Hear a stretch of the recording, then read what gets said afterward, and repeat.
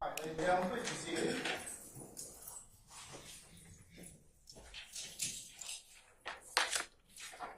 All right, ladies and gentlemen, we are back on the record in the matter of the state of Georgia versus Cleef Adams et al. In 22 SC 183572. Mr. Stillwell and Mr. Sharp, good afternoon.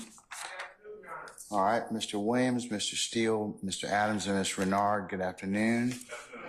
All right, Mr. Kendrick and Mr. Weinstein, good afternoon. By the way, I like the purple. Very nice. Very nice, very nice. All right, Mr. Huey and Mr. Matthews, Jr. and Senior, good afternoon. All right, Mr. Nichols and Miss Westmoreland, good afternoon. And Mr. Ryan and Miss D. Williams. And Miss D. Williams, who do you have with you today? Anderson. She's my intern. She'll be here on Mondays and Fridays. She goes to Spelman University, and she applied to law school. She got accepted into Penn State, University of Chicago, FAMU, and she's waiting for some other ones. And more scholarships too. I told you, as I mentioned earlier, obviously low performing, but you'll manage, okay? All right, okay. Welcome, madam. You are welcome. All right. Mr. Smith, Ms. Hilton, Mr. Atkins, and Ms. Love, good afternoon. Good afternoon. All right, okay. Still waiting on some jurors, as I understand it, but as was indicated yesterday, I believe that we needed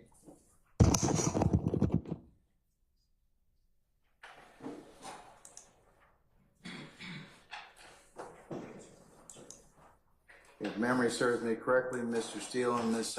Hilton, I need to rule on State's Exhibit 175, Charlie Echo, specifically the portion 415 to 455. Is that correct? Yes. All right. Is that correct? May I speak? Yes. Actually, you said 415. It's actually 406 to 455. All right. Okay, and can I listen to it? Yes, Your Honor. All right, if you'll play it, please.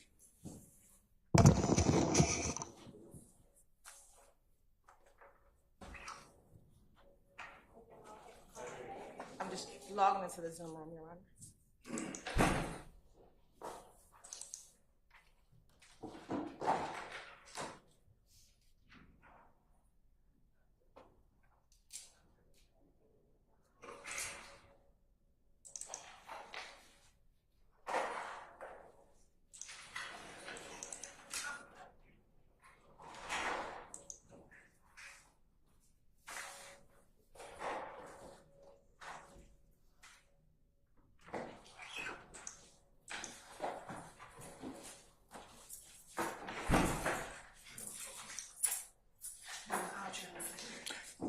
Thank you.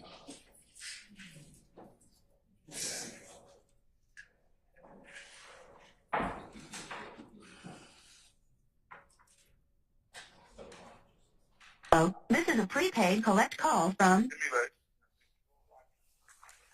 an inmate at Fulton County Jail. This call is subject to recording and monitoring. To accept charges, press 1. To refuse charges, press 2. Thank you for using Securus. You may start the conversation now. Yeah. Yeah. Yeah. Hell yeah, man. Shit, that been all fucked up in my world, boy. That's why. And Your Honor, I'm fast forwarding to 406. Can we turn it up just a little bit? I don't know why you tripping. Oh, man, come on. She not. He don't say nothing about no robbery. That's all the news say. Whether you with him. Right. That's what they black people telling, but people pull you on like they didn't hold on, first of all, this was the truth. Cause they nobody even know you with them. Everybody kept saying buck. They thought it was buck thug and all that. They buck them run around, you know what I'm saying? Thug them run around telling people they don't mean, you know what I'm saying, that you with them. You feel what I'm saying? People didn't even know you with them, Charlie. They didn't even know you with them. And then know it all. They kept talking about buck. Everybody was thinking that it was buck. Right. Then I guess Dirty Red supposed to know, you know, How you be supposed to go to my king? King go put a heat on all y'all. That was his money. All type of shit. That was real to him last night. Be home, baby mom. I said, honestly. Nah, I ain't got nothing to do with that. Honestly. You got me fucked up. I don't got nothing to do with none of that shit. I don't know what the hell going on. I'm taking nigga to get some lean. Nigga said he called you about some call Ken about the lean. He go down there and see the lean, and that was it. So I don't know what the hell nigga talking about. Right. I don't know what the hell Right. going on. Shit. All I know is nigga told me to go up the street. And nigga talk about the car, go fucking rob somebody and start shooting. Got me fucked up, man. You shooting the police out here. Why you tripping? You just shooting for no reason, man. You just shooting for no reason, dog. I'm telling you, man, DK, you tripping, man. You just shooting for no fucking reason. Why? Police see you shooting and run to the car. Now the police at the car. Mm-hmm. Now the police shooting at the motherfucking car. You know what the fuck going on? Mm-hmm. That's not even trying to get lawsuit, though. Huh? Real though, Shredder be home though. They trying to do that police out who shot him in the back. They trying to get lawsuit, baby. Just throw a bus. Just start shooting off the motherfucking muscle, man. We don't even know what the fuck going on. I'm talking real me, I'm Big Fred. We ain't even strapped for the situation. I ain't even strapped. We're going to I know we're going to get some lean, man. Lean. We're going to get the lean. Okay, boom. Dirty Red got some money. Who the fucking Dirty Red? All I'm trying to figure out who the fucking Dirty Red. Who the fucking Dirty Red? I don't even know no motherfucking Dirty Red. You know what I'm saying? Dirty Red got check on. Dirty Red got check on. Okay, goddamn on DK, do what I want you to do. I need you to goddamn go over there and goddamn run up on him and get the money, whatever. Boom, that's all I know. Boom, okay, DK go get the money. Now I'm getting shot. Bow. What the fuck going on? I'm pulling out now. That's 12 into me. That's 12 shooting at the motherfucking car. DK running trying to get in the car. Boom, he get in the car. I don't care, babe. Chill out. You ain't too much. It sound like you too hyper in there. Chill out. That shit was just too fucking much for me, man. Them niggas. But no, like I said though, they better be careful. I don't do nothing to them when they look at it, cause man, don't put me in no bullshit like that, boy. Exactly. Y'all got me fucked up, man. Y'all nigga put me in the middle like that, and I'm a fucking family man, hustle nigga, man. I don't get out here and do shit like that. If I didn't know we were going to do something like that, man, I would let y'all niggas do that line shit on y'all own, boy. That's why I tried to get out the situation. Soon I seen it going down. I'm like, oh, hell no, these niggas tripping. First shot go, I'm like, let me get out this shit. Big homie like, hell yeah, man. Them niggas tripping, boy. Let go. I'm like, we getting the hell on. Man, boy, you know, they had up. Yeah. And Your Honor, I stopped the recording at 7:17. I played it a little bit longer so the court would have some context regarding the argument. Okay, all right. All right, there's no objection as to the periods of time outside of that particular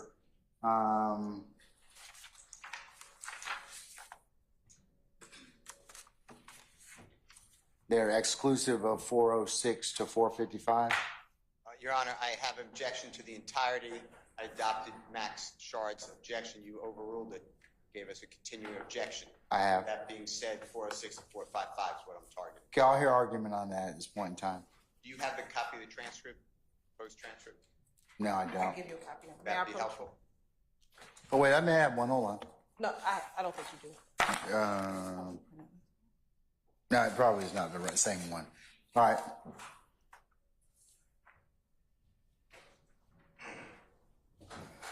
Okay, I'll mark this as the next court exhibit in order.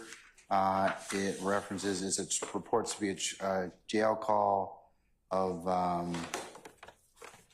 Exhibit 175, Charlie Echo. Counsels, I assume that this is this the entirety of that particular call? No, or is this a section just talking about 406 to about 455?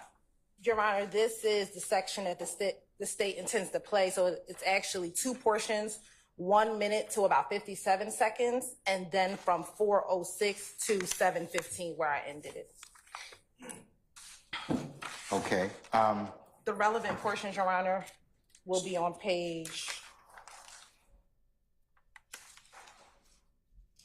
beginning on the bottom of page 3, where it says 3 of 8. 3 of 8, right after it says break, and Okay. Agent Bean says you said you saw what they said. All right. I'll okay. Now that I've oriented as to the transcript. All right, Mr. Steele, since your objection, sir.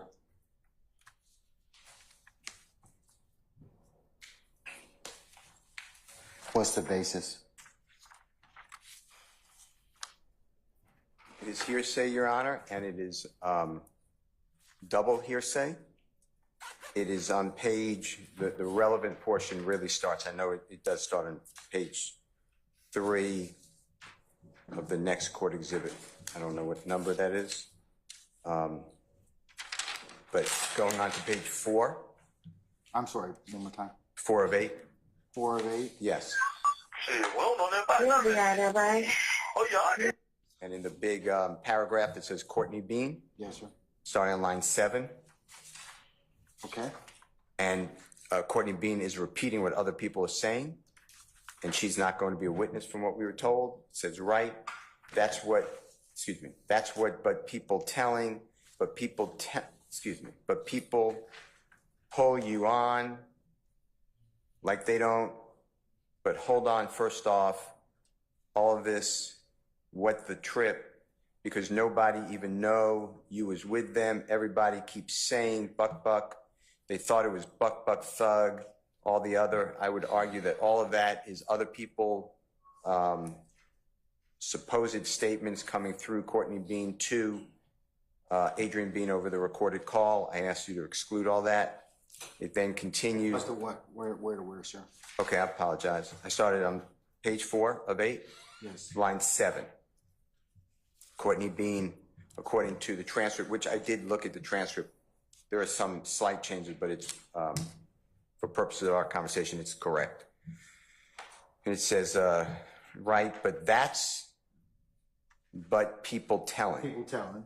I think the word is what, but, you know, I can't be sure. I'm going to give an admonition that talks about that if I decide that it's admissible to begin with. Understood. It says, but people pull you on like they didn't, but hold on first off all this, what the trip, because nobody even know you was with them. Everybody keeps saying buck, puck. They thought it was buck, buck, thug, and all that. And I don't hear the word other, but it's in there. So my point, I stopped there. It's on line 11 on page 4, from 7 to 11. All of that is Miss Courtney Bean, who's not a witness. That's hearsay. And it's Courtney Bean repeating what other people supposedly say or think or tell. So all of that, Your Honor, is for the truth of the matter asserted, and I make the same objection I made on C, 175 CC. Then it continues. Oh, I'm sorry. Go ahead. And then it said they, buck, puck, them running around, you know what I'm saying, thug, them running around, telling them people it was Bean. Is, again, it's other people being supposedly told. You don't know if where Miss Courtney Bean's getting from. Miss Courtney Bean is not a witness, so I object under hearsay. Then it says, you know what I'm saying, that you was with them, you, and I think it says C, but it says feel what I'm saying. People did not even know you was with them, shawty. Again, it's other people's thoughts, so she had to get that from hearsay, other person's thinking or speech. And said they didn't even know you was with them, meaning other people. That information had to come from a third party who's unknown.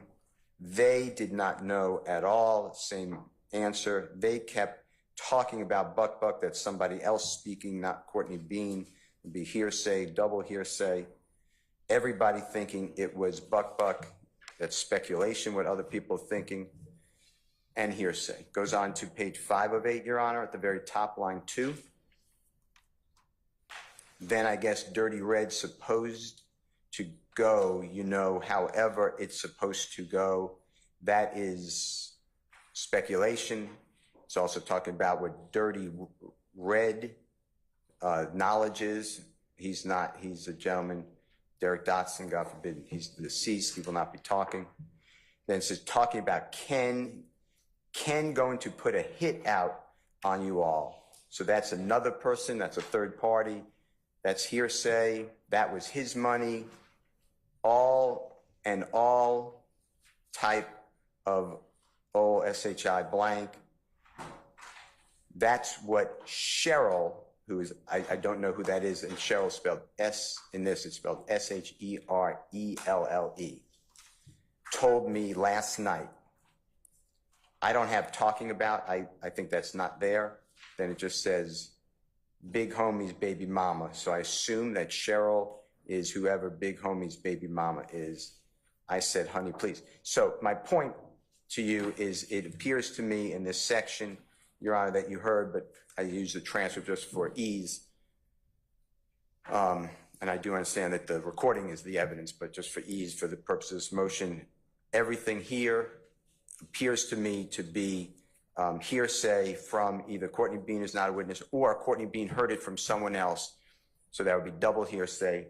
And that person, to my knowledge, is not testifying about any of this either. So my objection's the same. So I understand if I understand your objection correctly. You are specifically asking the court to exclude from page 4 lines 4 through, page 4 lines 7 through about 18 in total. And page 4. Lines 7 through 11. Is that correct? No. 7 through 18, I should say. Yes, but then going on to page 5, line 2 through 6. Yes, that's exactly right. It's basically that entirety of that hearsay. That's what I'm. Yes, that's what I targeted. Okay. And then that was it for that portion. Is there anything else on this tape that, other than that section that from 406 to 455, are those two sections, are those the ones you're talking about? Yes, without waiving the other issue raised by Attorney Sharp. Yes, that's Okay. exactly right. All right. So, Thank you, Your Honor. Your Honor, the state does not intend to introduce the section on page 4 through 8, which starts at lines 7 through 20, or page 5 through 8 that starts at lines 1 through 6 as hearsay. Sure. The state does not intend to introduce those portions as reference as hearsay, Your Honor. We are not offering it for the truth of the matter asserted in what she has said. The truth of the matter would be we want to believe that everyone kept saying it was Buck Buck. That is not why we are offering it. The reason why the state played the entirety of 406 all the way through 713 was to show that this particular conversation has an effect on how Adrian Bean responds to Courtney Bean, given what she has said to him. So immediately following what Courtney Bean references, he goes into what he did and what happened back on September 11, 2013. So whether or not Buck Buck told the people in the community, whether or not Thug told people in the community, we're not offering it for the truth of the matter asserted. We are offering it to show the effect on Adrian Bean, which immediately after Courtney tells him this information, he goes into page 5 of 8, line 8. Nah, that ain't got nothing to do with us. Niggas got me fucked up. I ain't got nothing to do with none of that shit. I don't know what the hell was going on. I was taking a nigga to get some lean. Nigga said he called Ken about the lean. He go down there to see the lean, and that was about it. So I don't know what the hell a nigga talking about. So again, all we're offering it is his effect on his response to what Courtney is saying. And then Adrian Bean proceeds to go on about everything else, rehashing what happened on September 11, 2013. And Your Honor, the state has 2 cases in particular that discusses non-hearsay, and I do have a copy from Mr. Steele and the court. The first case, and may I approach, Your Honor? no. You can. Yes, they're paper clips together.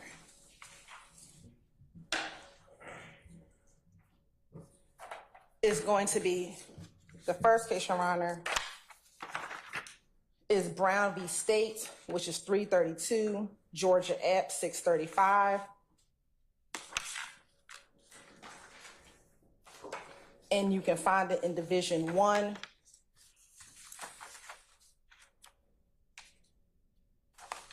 And it states, when we have the holding from the court, OCGA 24-8-801, provides hearsay means a statement other than one made by the declarant while testifying at the trial or hearing, offered in evidence to prove the truth of the matter asserted. Whether an out-of-court statement is hearsay depends on whether it is offered for its truth or merely for the fact that it was made. Where the alleged fact is only so if the substance of the statement is the truth, the statement constitutes hearsay. On the other hand, where the alleged fact may be so regardless of whether the statement is true or false, the statement is not hearsay. We don't care if that statement about buck or thug is true or false. We solely are bringing it in to show what Adrian's response was to Courtney telling him this information. So whether or not Big Ken was going to have a hit out on them, again, true or false, it does not matter. We are bringing it in solely for what Adrian's response to that was, which was, nah, I ain't got nothing to do with that. That ain't got nothing to do with us.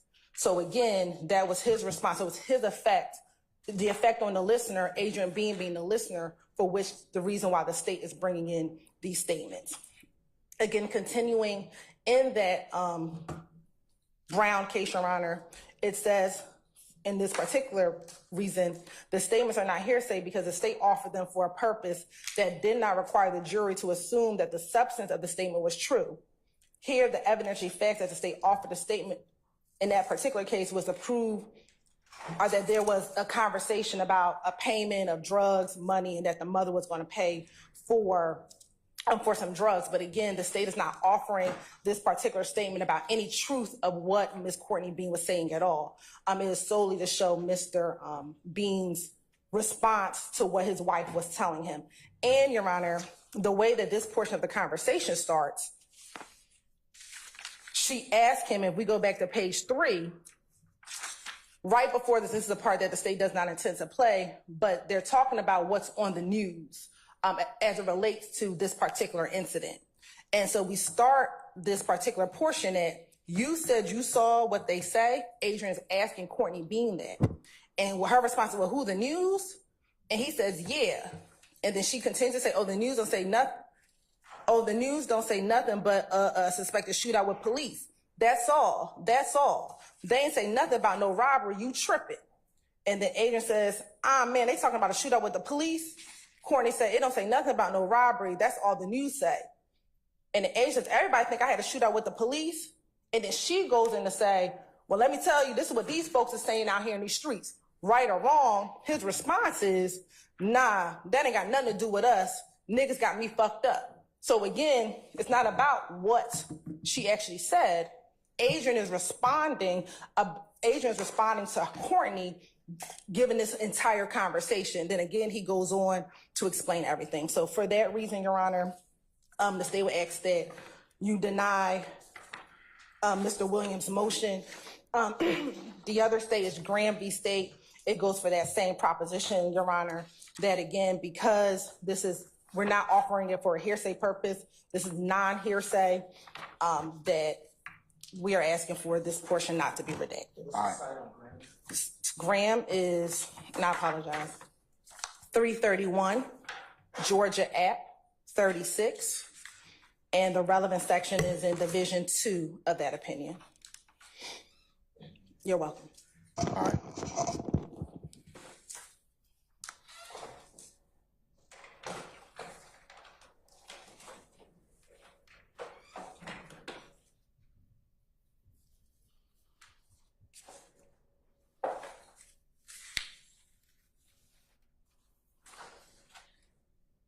All right, Mr. Steele, anything else for a rule?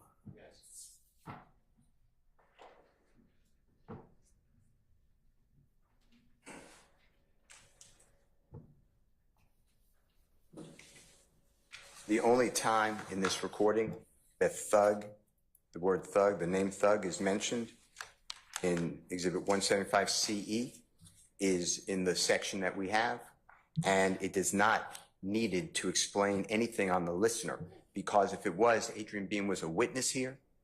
He was never asked about this recording. He can no longer be cross-examined about this recording.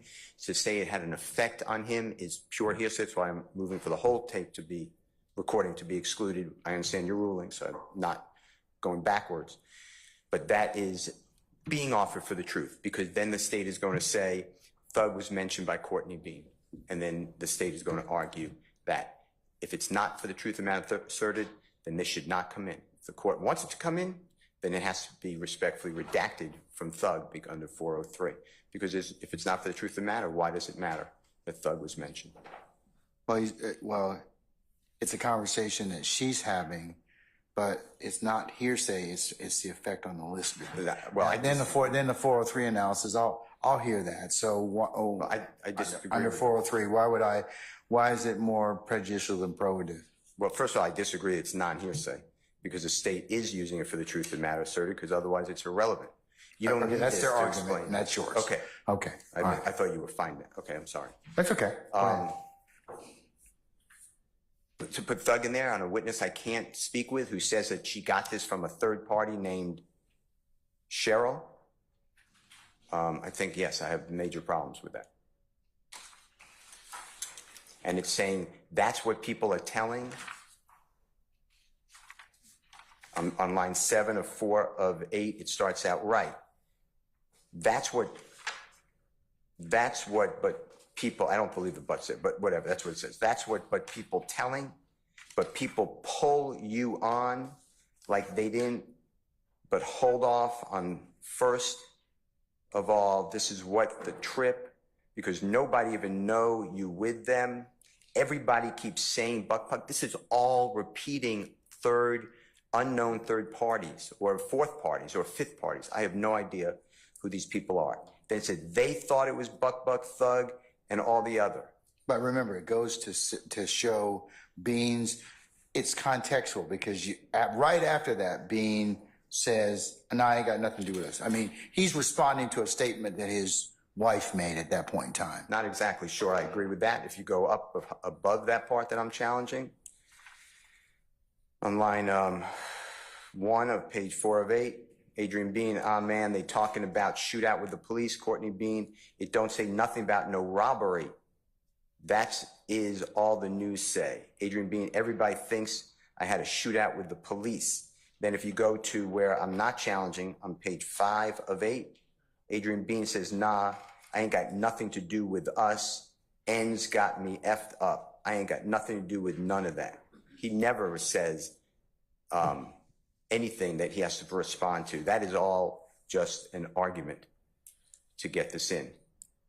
And if it's not for the truth of the matter asserted, then clearly it prejudices Jeffery Williams under 24-4-403, because I can't cross-examine anybody who's made this statement. Either it's Courtney Bean or whoever she supposedly heard this from, or if she made it up, or if she was joking, or there's nothing here. So the jurors are just going to hear how Thug is involved. And that's, I think, extremely prejudicial, especially if not offered for the truth. Because Mr. Bean, you would notice, he never says anything about Thug. He never says anything in this conversation about Jeffery Williams. So the only time it's used is when the state is saying, well, we don't want it for the truth. We just want a response to just, if the state really feels like that and you really agree with that it's an effect on the listener, then I respectfully fall back on a 403 argument, because I can't do anything with the word Thug, and it's in 2 places. All right. But I'm really at my first argument. Okay. Right. As it relates to the 403 analysis, Your Honor, it is not substantially more prejudicial, Your Honor. If you even read the portion that Mr. Steele is asking to be redacted, if we believe it, they're talking about being involved in the robbery. They're not talking about they're literally saying Buck, and Thug are saying that you were there. So the person that it would prejudice the most would be Adrian Bean, not anyone else. And he is, in response to that, is saying, I don't got nothing to do with that. So again, Your Honor, it's not prejudiced as to Thug. And again, the mention of Thug isn't prejudicial because Mr. Williams has already been mentioned in this trial through the interview. So this playing of this particular portion is not any more prejudicial because there's already evidence before this court, before this jury, that mentions through the audio statement that Mr. Steele played and that Mr. Steele introduced that Thug is a part of the robbery. So this is not more prejudicial because this is not the first time they would be hearing the name Thug as relates to this incident on September 11, 2013. But again, Your Honor, the state is presenting it not for the hearsay, not for the truth of the matter asserted, but again, for its effect on Adrian Bean. All right.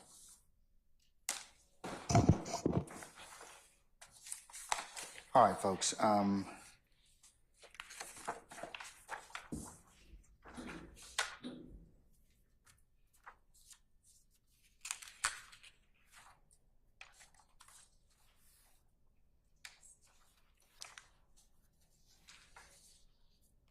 Okay, based on the court's hearing of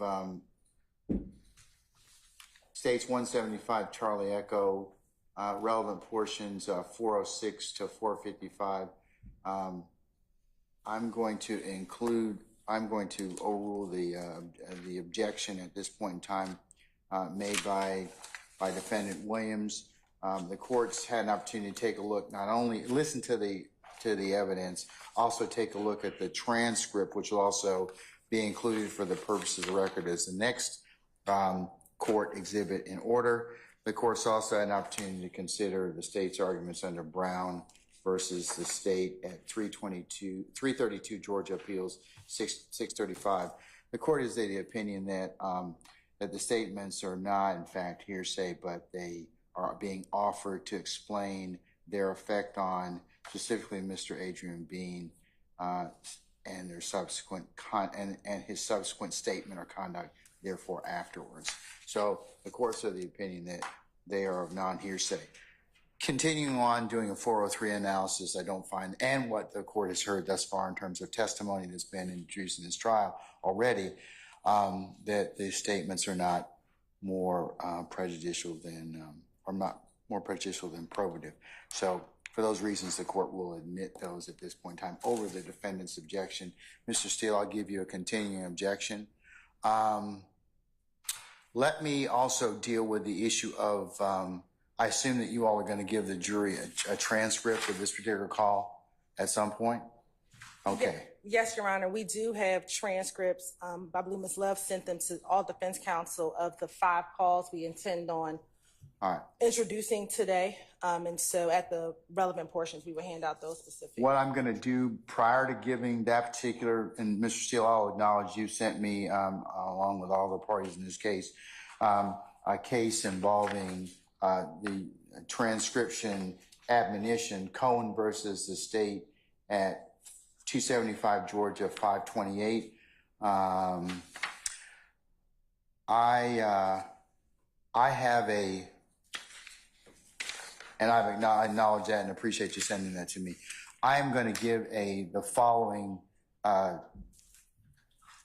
tape and transcript admonition. I'm going to give it to them before they hear it.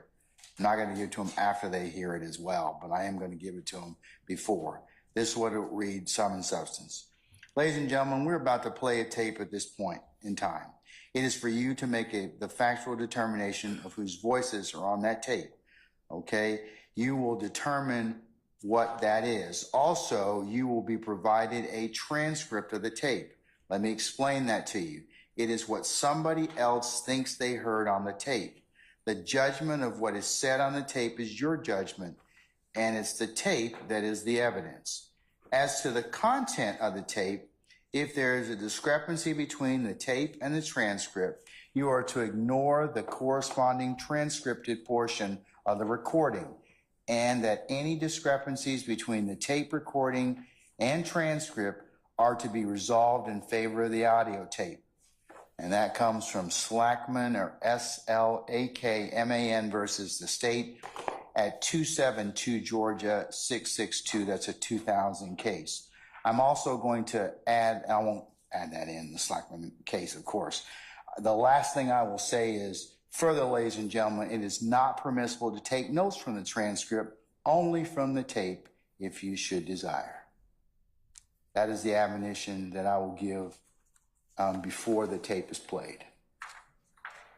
Thank you, Your Honor. And just so everyone's aware, the state will introduce a copy of each of the transcripts for the record. No, not to go back, but we want to keep it for the record. So before the first transcript and tape is played,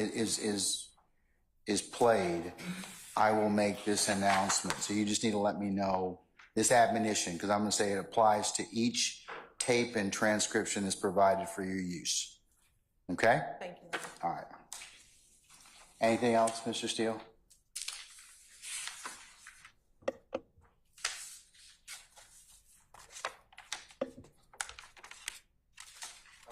Your Honor, will you, if the court is going to permit the transcript to be used over objection, by the way, and I hope it's continual, Yes, it will be. can the court have the sheriff deputy or bailiff? Oh, we will take it up as soon as it's over. That's what I was gonna Yes, I forgot that. I'm going to take, Lieutenant Walker, if you'll make sure that after we play the tape and the transcript is given after each playing, take up the transcripts, make sure you get all the necessary copies back, okay? Yes, ma'am. All right, thank you, ma'am.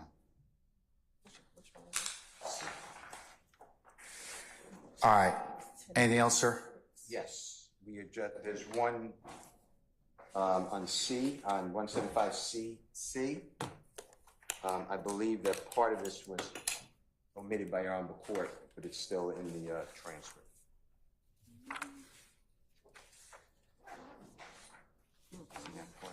So this is after the chicken portion. This is when she starts talking about the chicken. So we started at 10:56 on that one. I think you had everything before 10:56. Okay. Yeah, I'm about. Your Honor, can we just have a second? Yes. Call from I'm going to 10:56. Everything before 10:56. I don't know how I missed it. I gotta get But it doesn't, she's not talking. You'll hear, but you'll hear the context.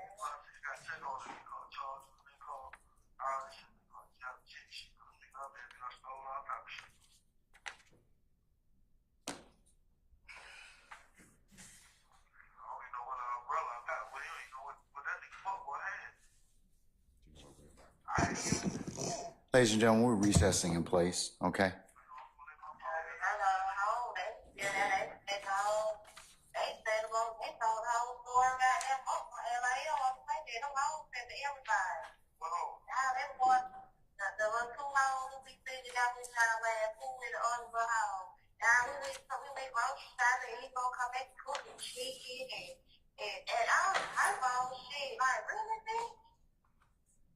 Oh my God, they went to look for that one. I mean, the whole story.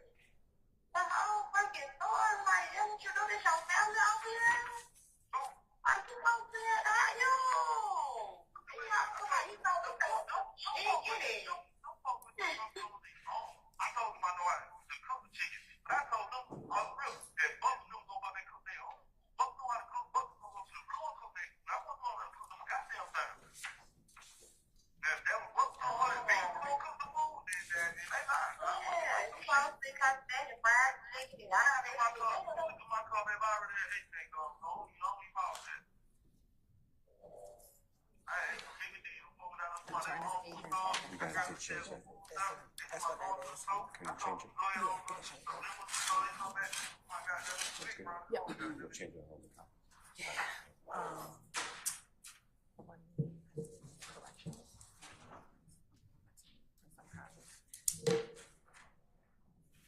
Yeah, I'm about to send you. Thank you, Mr. Steve.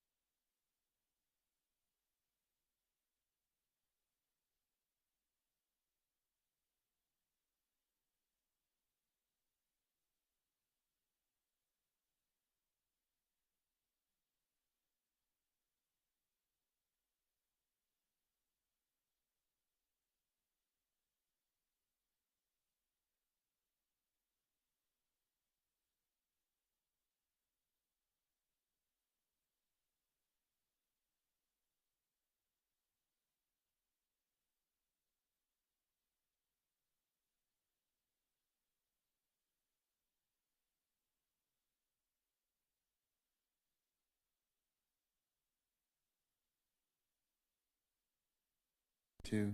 The tape and transcript, is there any other issues? Yes, Your Honor. There's a correction that needs to be made, but that won't delay us starting. Okay, all right. Can we summon our jurors at this point in time? We good? All right.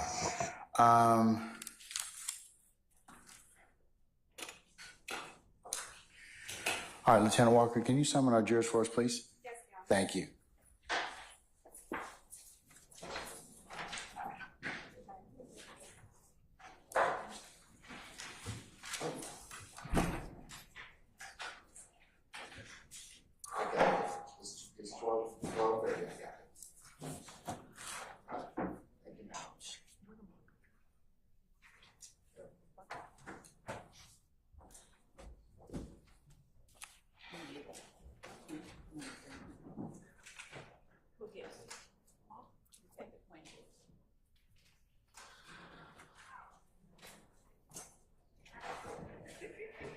Hey, Chris.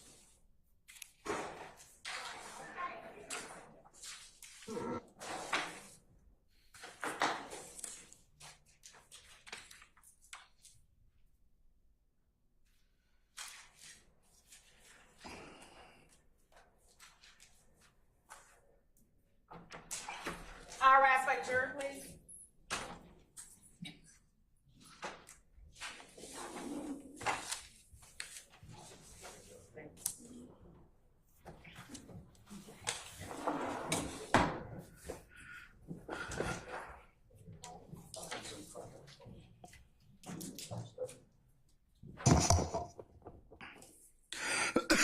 Excuse me.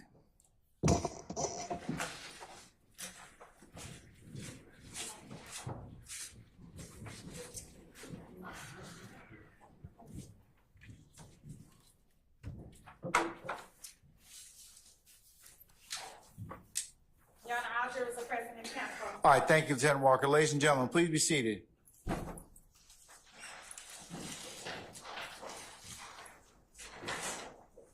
All right, Detective Quinn.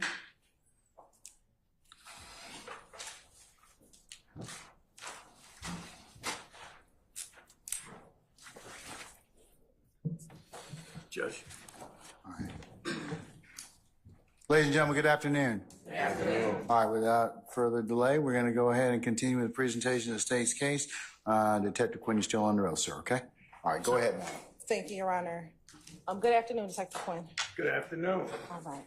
So on Tuesday or Wednesday when we were here, we talked briefly about you speaking with or attempting to speak with Frederick Prothro and Walter Murphy. I want to go back to that briefly. Yes, ma'am.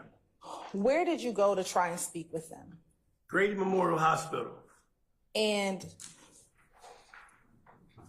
I think earlier you said you were unable to speak with them. First, why were you unable to speak with Walter Murphy? Well, I got to Walter Murphy's room. He had some family members in there. They immediately told me. I'm sorry. Hold on. Sorry. Who said that? Is that you, Mr. Matthews? Yes, it was, Your Honor. All right. Mr. Steele, I'm going to sustain both objections. Yeah, don't tell us what they said, just what happened once you went to the room. I found out when I got there he'd been under medication, in particular morphine. And I didn't want to speak with him if he was under the influence of any kind of drugs. So I discontinued the interview. I did audio tape that exchange at the hospital, but I didn't take an interview with him because of the drugs. And what about Frederick Prothro? When I got to Frederick Prothro's room, he didn't want to talk. You got to stand, and I got to be able to recognize who you are, so. You're I'm going right. to sustain the objection. He didn't say what he said. He didn't say any. He didn't say anything. He just said he didn't want to talk. I mean, that's not here. I will reverse myself. I'm also overrule the objection. Okay, all right. Go ahead. All right. Now, when we left off on Tuesday, we were actually talking about jail calls. Why is it important to listen to jail calls? Jail calls, they're good evidence for me and what I do. Oh, hold on. I'll sustain as to form. You can rephrase, Ms. Hilton. In your experience, have jail calls been helpful in your investigations? I would say so, yes. Why have they been helpful in your investigations? Objection or irrelevance? Overruled. Mr. Matthews. It's just a tool in my toolkit. You know, I have different tools that I use when I work these cases. That just happens to be one of them. It's evidence. And I think we talked about earlier on Tuesday that you were able to pull jail calls of Adrian B. That's correct.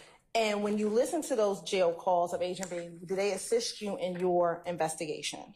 Absolutely. And briefly tell the jury, how did it assist in your investigation? For me, it was an inflection point in my investigation because I had no information other than the rudimentary evidence that was collected at the scene and the testimony from some of the law enforcement officers. Okay. And as you listened to some of those calls, did you find calls that gave you some additional information? Yes, ma'am.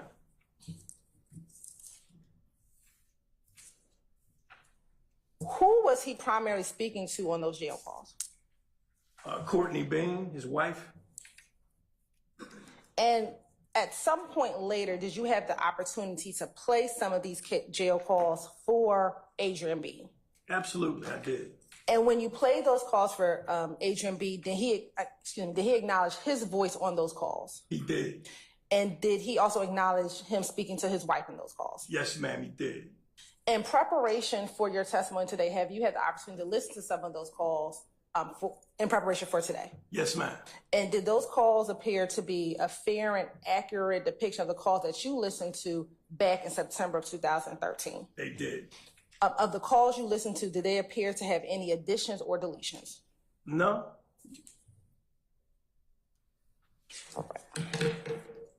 Your Honor, permission to approach? Have you shown those to the defense counsel already? Defense counsel has the Okay. calls we're going to hear today. All right. I'm going to show you what's been marked as State's Exhibit 175. Tell me if you recognize State's Exhibit 175. I do, and it even has my initials on it. And let me apologize, 175 Charlie. And are those 5 of the calls that you listened to in preparation for your testimony here today? Yes. Your Honor, this time the state would like to tender what's on State's Exhibit 175, which is 175 Charlie, which is 175 Charlie Alpha, 175 Charlie Bravo, 175 Charlie Charlie, 175 Charlie Delta, and 175 Charlie Echo. All right. Any objections other than the ones that have been otherwise been noted? Continuing objections when granted. I'll admit States 175 Charlie Charlie Alpha, Charlie Bravo, Charlie Charlie, Charlie Delta, and Charlie Echo over defense objection, make a continuing objection. It may be published, or they may be published as you see fit. And Your Honor, would the state have permission to sit during portions of this portion of the case? Sure. And Your Honor, we will start with 175 Charlie Alpha first. Okay.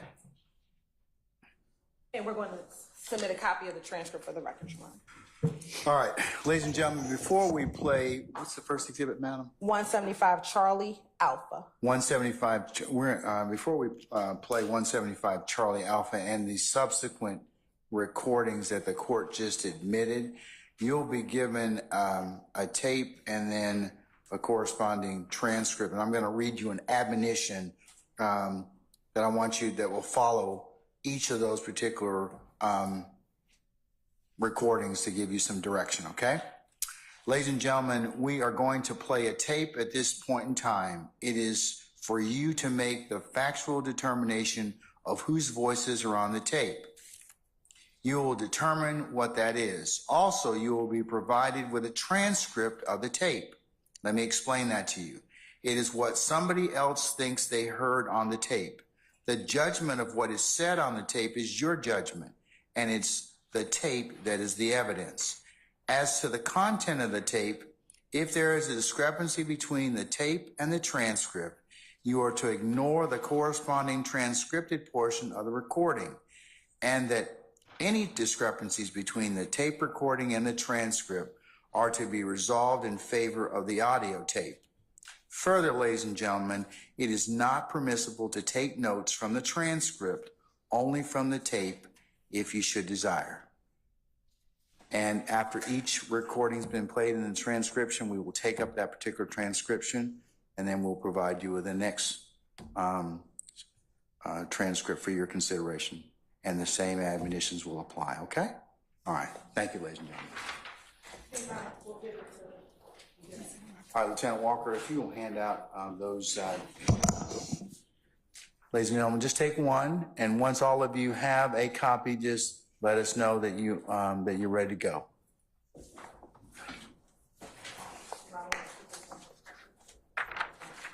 And I'll need one if you have one.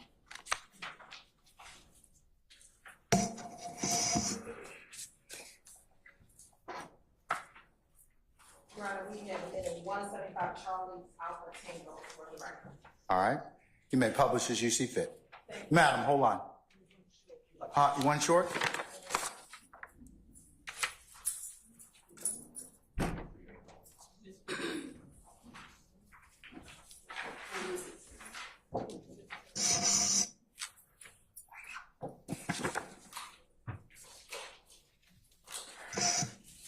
Are we good, ladies and gentlemen? Okay, all right. You may publish now as you see fit.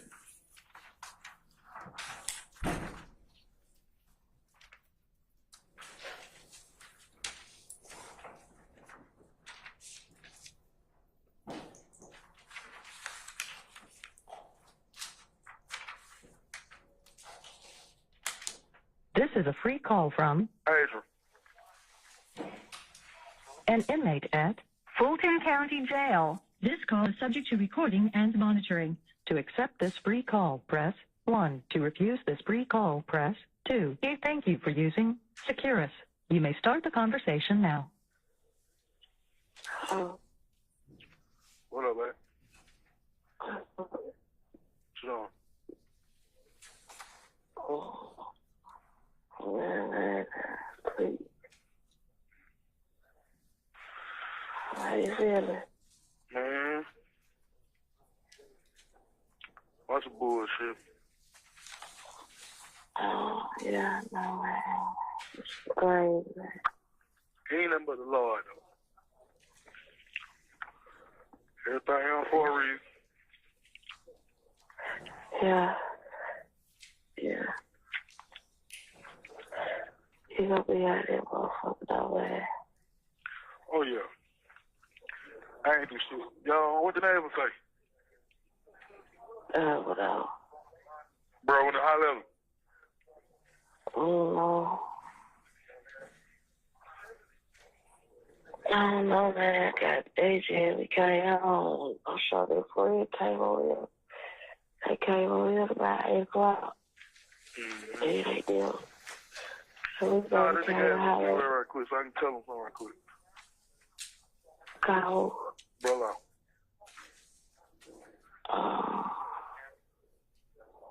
I do this shit. I ain't know I know. Go to the contact. Look at your phone and hit contact. And then I guess scroll down to the name and dial it. Oh shit.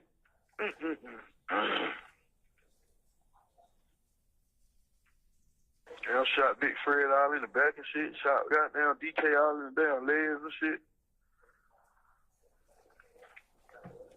Goddamn 12 they went to shooting through the car. Hello? Hello?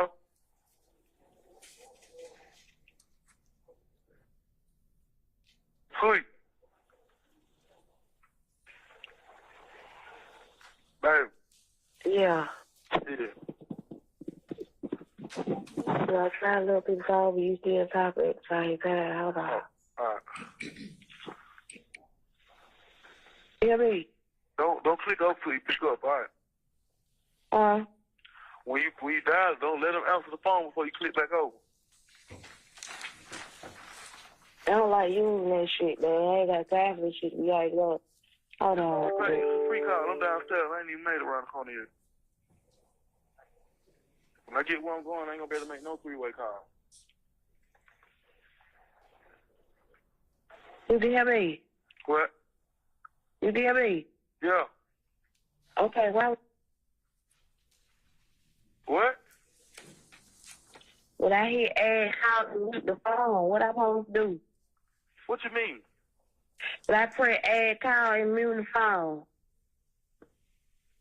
it automatically mute my phone. What you mean add call? You supposed to hit call. Yeah, let's go to content first.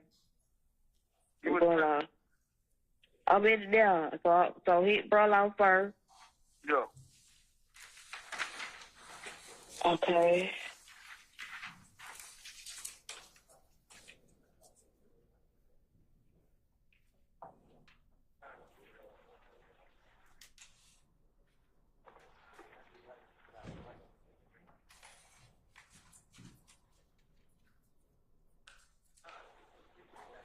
So you got minutes on the phone. Bro, what's up, man? What to do, Brody? You alright? Hell yeah, man. I just talked to them niggas thought, though. What they come out? Shit. Man, I know how that nigga, man. Them nigga down there got a nigga killed, boy. Fuck you talking about, man? I said Little that nigga shit, DK, man. little nigga DK shot at 12, nigga. Yeah, he said it. For no reason, boy. He shooting for no Yeah, he reason, said. though. That's why they started shooting that child. Yeah, that nigga just started busting for no reason. Call the little young guy there. I'm like, hell no, boy. Hit Big Fred, hit his ass. Me and Thug got down. We get out the car and run. I just went the wrong motherfucking way, man. I should have fought Thug there. Fuck that Everybody wall. down for a reason, though, man. They got to get this shit off his back anyway. For sure, bro. Yeah. Hello? Yeah, I'm here. Yeah, man. Hey, bro. We had to go like that, man. Nah. Everybody for a reason, though, man. You know what I mean? It was all set up. I did the same What thing they I did. Sit around, got there last night, got there talking that bullshit. But I ain't gonna never got there do it like this. I never do this, man. Can't no What they got you charged with, bro? shit, but the punk ass little driving license, been a license, little charge, got them the aggravated. I ain't charged with none of that shit today. I could have gave AC nothing and been at home child, man. Yeah, that's what I thought you did. I kept telling the don't tell them I their just name. know that I was a victim, man. I had to take out raw, man, and they was shooting at me, and I was running for my life. For sure. That what's up, nigga. Cause goddamn, I ain't see DK them pull out on that boy. All they know is Red. Them that nigga Red was trying to rob y'all. Yeah, that's what they said too. For sure. They just let that nigga out though. Around, man. They just let that nigga go, bro. Yeah, they let the nigga go, man. Me and that nigga, he ran. I wasn't too far from him. Nah. He went to Mickey D, nigga. I went from around the laundromat to goddamn that Dollar King over there, trying to make it over there through Little Haiti. For Cleveland E, goddamn, up through the top of that, and I go hit Jamal in my old apartments, goddamn, go down there and chill with Big Nick them. But shit, man, that whole goddamn come out of nowhere, boy, around me clean over. That was goddamn, that was thorough, man. Big Nick out. Yeah. I hit you with the car. Yeah, they ran me smack ass over, man. My mom broke my goddamn collarbone and shit, man. You alright though, ain't it, bro? Big ass out on the back of my head. That nigga escaped, bring the police back to the spot, bro. He did. Yeah. Okay. Hey, you went up there trying to get the fucking car? Yeah, they what they told him, can bring him to the person who he lent the car to. Nah, he come out, goddamn, I been down here chilling with Bean. He been staying down here and all this and shit. Them folks car fucked up. Yeah. You don't even look like a nigga to survive in that motherfucker. Fuck you so much, nigga. That shit, Your ass alright, man. that shit breaking news all day long, man. It's like that we be on news all day long. I'm on the news. Yes, sir. My picture and everything. No, they just show you getting in the police car. Oh shit, man! I made the news. Well, that shit everywhere, man. Hell. Yeah. Man, that was get out, man. You know, like I said, everybody have for a reason, though, man. Fuck it. For sure, bro. I don't know if do shit with nigga like that anyway, so. For sure, man. That was what I just said, man. Yes, I can't even think about this. I be thinking about all them like just told babe, you know what I'm saying? Like this shit crazy. This shit don't even seem real. Fuck man, fuck over these niggas, man. You drive your own shit. I don't give a fuck what's going on. You feel what I'm saying? Because like nigga, you just stay here. We went to Ken Shop first, right? But you know when you see shit, man, you gotta go on and get that shit. You know what I'm saying? You gotta go on and get it, bro. I said the same thing. Man, when you see it, you gotta go on and get it right then. Man, we got them going back to the Ken Shop. Okay, they coming out of Ken Shop right there by the Chevron. Boom. Damn, man, they ride. I see them, beam. I turn around, I'm following them nigga. I follow them nigga all the way up there on Summerdale. So, okay, cool. Soon we see the tire, I said, give me a chance and let me see what the fuck this is in the tire first before you even get out the car, DK. Man, that nigga hopped out the car, man, when just started busting. Wow. 12 goddamn bag out, turn around, bag up. Niggas by that time now trying to turn around and get up out there, motherfucker. They run and hit me. Boom. Bump the car. I run clean through the goddamn gate, through Summerdale on the opposite side. Boom. He shooting through the car. Boom, boom, boom, boom, boom, boom, boom, boom, boom, boom, boom. Man, I'm talking about, man, I'm talking about bullet car sprint clean through the window, boy, down the light, like it had went through my head, boy. I got it came through my head and came out my face, boy. Bullet car clean through that motherfucker. Boom. Then I believe one of them niggas in the back shot big club, man. Big police shot. 12 shit, big club, DK had to shoot that nigga. Cause 2-3 shots went off with the car. And we were jumping them hills and shit. So I was like, damn, boy. After we prayed, I'm glad one nigga they just hit me in the head to shoot me, boy, cause some nigga ran. That nigga thought they got down Big Fred jumped out the car, the police shot, they were still soon. Nah, that nigga probably shot Big Cuz. Him, Big Fred, and goddamn DK had the strap. I wouldn't even scrap my 22 at home and my AR in the trunk. You get that $150 out the cup holder, bro. Huh? You got that $150 out my cup holder. No, Thug said he had $150 to go buy the lean. Nah, man. Well, no money in the cup holder, bro. No, my motherfucking money. Yeah, he said he had the money to go buy the lean. No, I think I had another $50, $40. He didn't have that because DK didn't even get him his 50. All that money was mine, and money came out of Buck hands. Well, he ain't had no business doing that. He made Buck goddamn come off 100. I told him, hell no, nigga goddamn go 50, you go 50. Nah, Buck told me you don't want to pick. No, that nigga gave me nothing. I had a 50 of my own money. I had $350. They got $340, $5. I got to let Babe come down here and goddamn go to profit and get that shit. Come down here and sign a piece of paper. I got to fill out a profit release form or a waiver form so she can go down there and get a little $350. You know what I mean? Mm-hmm. And it ain't gonna be that. I don't think I just gotta do it, goddamn, just try to make sure them lame don't even come to court with dad, goddamn, because they talking about the old man and that old boy.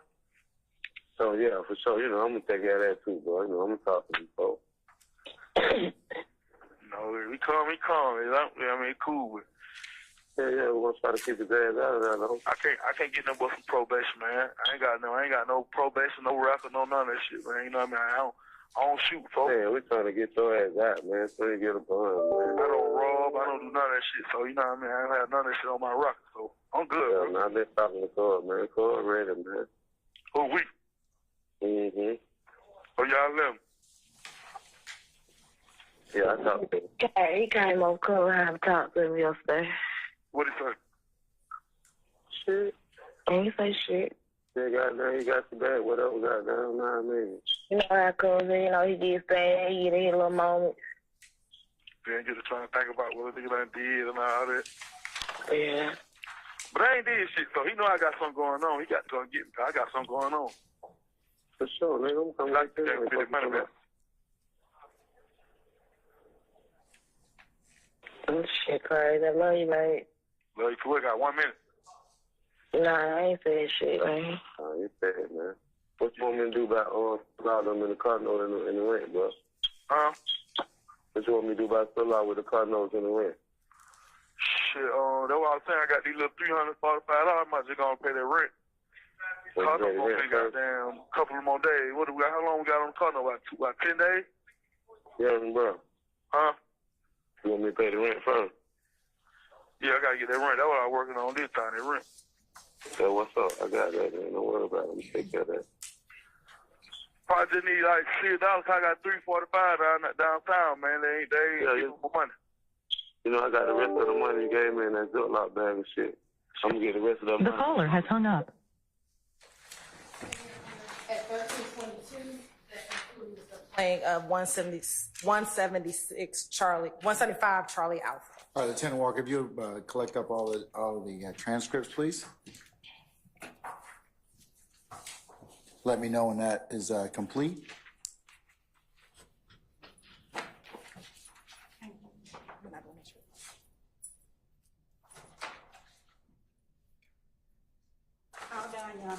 All right. If you will return those to Ms. Hilton, please, or Ms. Love. Permission, Your Honor, for me to sit for the next portion of my question? Yes, ma'am. Now, Detective Quinn, can everyone hear me? I'm going to go through some portions of that call, okay? First, I'm going to go to 2 minutes and 45 seconds to 30 minutes and 10 seconds.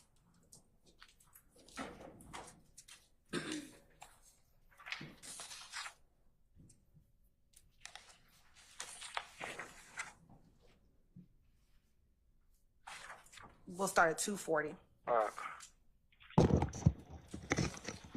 Yeah, me. Don't click up till you pick up, all right? When you dial, don't let them answer the phone before you click back over. I don't like using that shit, man. I ain't got time for this shit. We already know. Hold on. It's a free call. I'm downstairs. I ain't even made it around the corner yet. When I get where I'm going, I ain't gonna be able to make no three-way. Now, did you hear him say when he's downstairs, he's not gonna be able to go, when he goes around the corner, he's not gonna be able to make any free calls? I did. Have you been to the Fulton County Jail? Many times. Okay. When he's referencing downstairs, are you familiar with the area in which he is referencing? It's the intake area. Okay. And when he means going upstairs, what area would be upstairs that he would be referencing? That's population, get assigned a cell. Okay. And generally, when individuals get booked in or go into intake, do you know, and if you know, about roughly how long does it take for them to go up into population, if you know? That I don't know.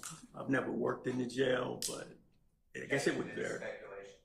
I don't know. I sustain the objection. Okay. But that is generally calls made as soon as person. I sustain the objection. In the intake area, individuals are able to make calls before going to, are individuals able to make calls before going into population? Yes. All right. Now, I'm going to forward and play between 4:20 and 5 minutes.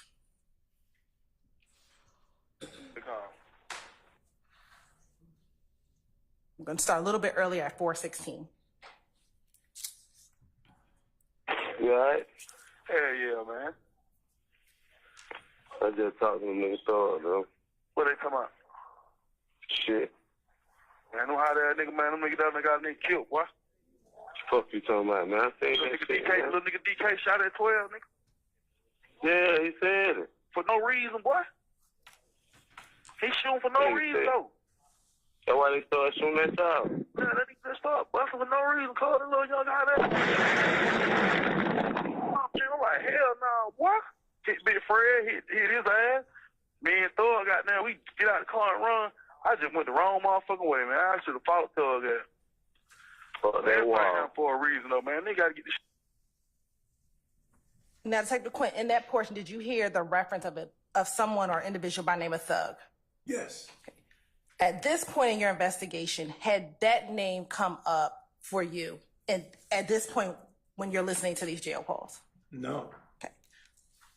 Is it at this point in time that this name comes to your attention? It does. Right.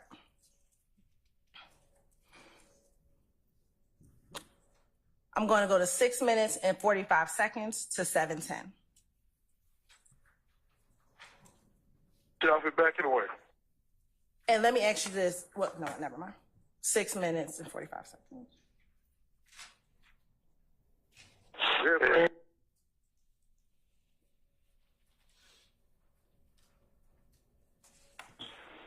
Beat me up. Yeah. I hit you with the car. Yeah, they ran me smack ass over, man. My mom broke my goddamn collarbone and shit, man. You alright though, ain't it, bro? Big ass out on the back of my head. That nigga escaped, bringing the police back to the spot, bro. He did. Yeah. Okay. Hey, what up, trying to get the fucking call? Yeah, what they told him, come bring him to the person who he let the car to. Did you hear the man say that nigga escaped, brought the police back to the house, or something to that effect? Yes. At that point in your investigation, did you recognize Skate, or did that name Skate come up in your investigation? It did. Okay. And in listening to that, who did you determine who they were referencing Skate as? Brian Taylor Ransom. Okay. And is that someone you had already interviewed? Correct. All right. Now going to 8 minutes and 24 seconds.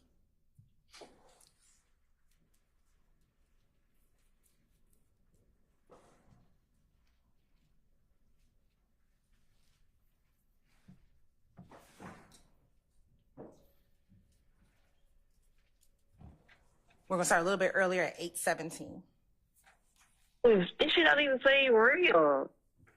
Fuck man, fuck over these niggas, man. You drive your own shit. I don't give a fuck what's going on. You feel what I'm saying? Because, like, nigga, you just stay here. We went to Ken Shop first, right? But you know, when you see shit, man, you gotta go on and get that shit. You know what I'm saying? You gotta go on and get it, bro. I said the same thing. Man, when you see it, you gotta go on and get it right then. Man, we got them going back to the Ken Shop. Okay, they coming out of Ken Shop right there by the Chevron. Boom. Damn, man, they ride. I see them, I turn around, I'm following them niggas. I follow them niggas all the way up there on Summerdale. So, okay, cool. Soon we see the tire, I said, give me a chance and let me see what the fuck this is in the tire first before you even get out the car, DK. Man, that nigga hopped out the car, man, and just started busting. Wow. 12 goddamn bag out, turn around, bag up. Niggas, by that time, they're trying to turn around and get up out that motherfucker. They run and hit me. Boom. Bump the car. I run still through the goddamn gate, through Summerdale on the opposite side. Boom. He shooting through the car. Boom, boom, boom, boom, boom, boom, boom, boom, boom, boom, boom.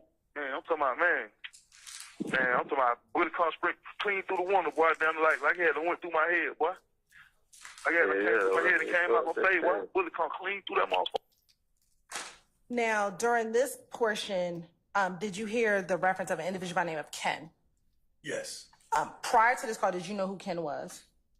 Yes. Okay. How? Interview I conducted at the homicide office. Okay. And also, they talked about, within that portion, did you hear Adrian Bean talking about following behind the Taurus? I did. And going through the gate? Yes. And police getting out and shooting at the car? Correct, I heard that. Had all that information come up in your investigation prior to you hearing those jail calls? Yes, ma'am. Right. And at this time, had you yourself spoken at all with Adrian Bean? Not at all. Okay. And we're now going to listen to 950 to .1006.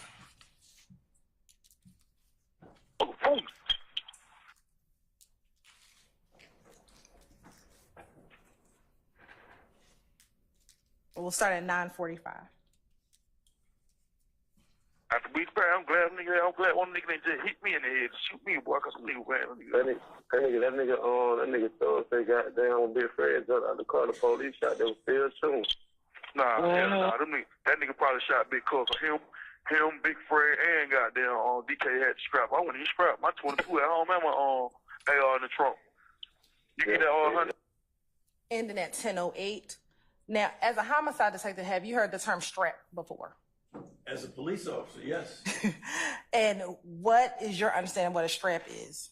Gun, firearm. Okay. And did you find guns and firearms within that vehicle? Yes. Right. And that vehicle being the red Nissan Altima? Correct.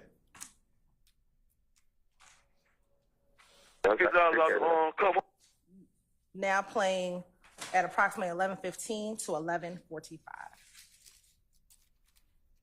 Oh, the bro.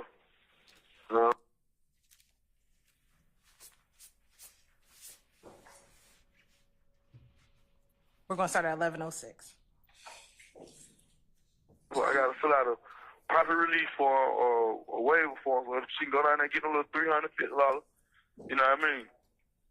Mm-hmm. And that ain't going to be that.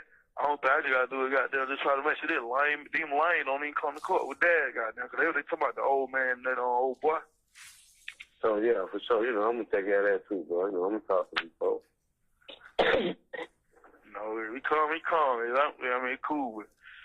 Yeah, we're going to try to keep his ass out of there, though. I can't get no more from probation, man. I ain't got no probation, no record, no none of that shit, man. You know what I mean? I don't shoot, folks. Man, we're trying to get your ass out, man, so you get a bond, man. I don't rob. I don't do nothing. Ending at 11:47. Prior to this call or hearing any of these calls, had you taken out any warrant on anyone in this case? No. Okay. And before hearing the entirety of this call, did you have any awareness of who the driver was of this red Nissan? It was still a mystery. So sure. When was the first time that you learned that Adrian Bean was the driver of this vehicle? When I checked him out of jail. Okay. Did you hear him talk about it within these jail calls? Yes, ma'am. So I listened to the jail call, which caused me to go check him out of jail. I wanted to hear from him personally. Okay. All right. Your Honor, the state's ready to play 175 Charlie Bravo.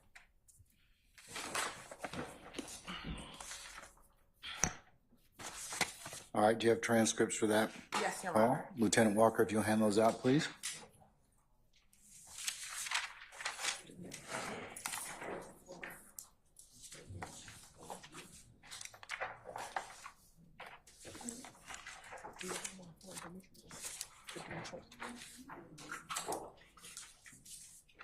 And Your Honor, I'm supposed to have a copy.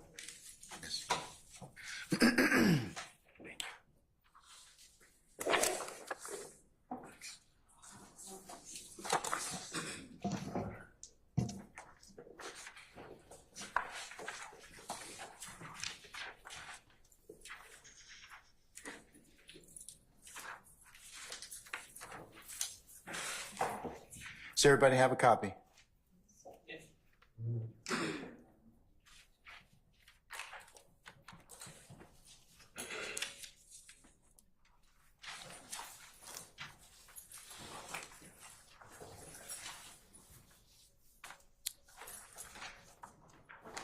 All right, same ammunition, ladies and gentlemen. We'll collect those up when we're done, okay? All right, you may publish as you see fit. Thank you, Your Honor. This is a free call from Bing. an inmate at Fulton County Jail. This call is subject to recording and monitoring. To accept this free call, press 1. To refuse this free call, press 2. Thank you for using Securus. You may start the conversation now. Hey, babe. We'll do that. I'm phone up on me last night. Yeah, I see.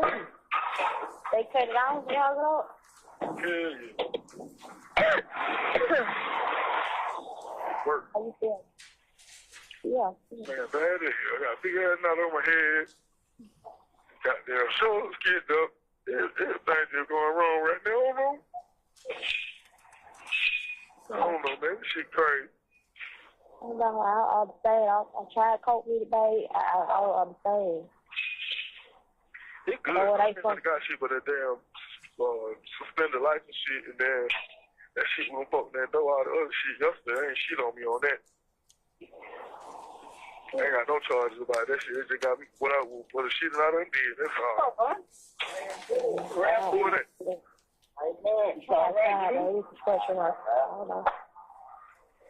My new little home for about a year. I don't know. I had talked to the security guard, but they trying to figure out, like, you telling us to get all that stuff out, football stuff. AJ said, so where's the dad at? I was like, you know, he the oldest, bro. You know what I'm saying? So, I just looked at him. I just said, really, AJ? He looked at me, he's like, oh. I said, oh, wait. I said, you know? He was like, yeah. But I ain't say that. This shit crazy, man.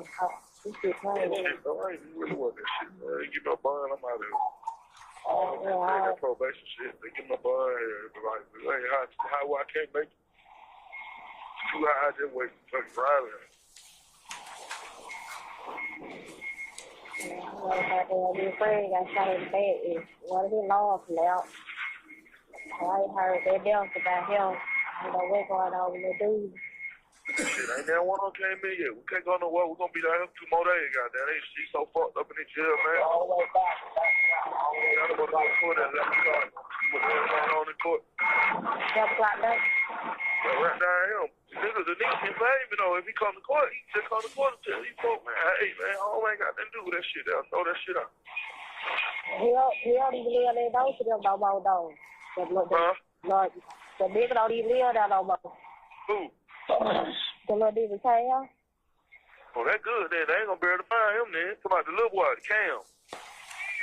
The one you shot, yeah. But the one I shot ain't the one that identified me, though. They had the kid identified.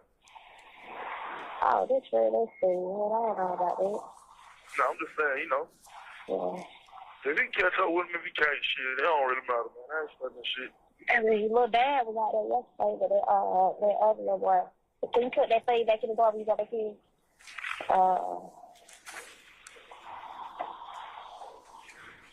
What happened? Dad was over there yesterday, but I was over there. Who the hell is that? My daddy. The little old man, he probably got shot a brick. Oh, what you think? I don't know. I just see it over there. Oh, he said he wasn't going to court. He ain't studying that shit. Right. I don't think none of them really study that shit, though, man. You feel what I'm saying?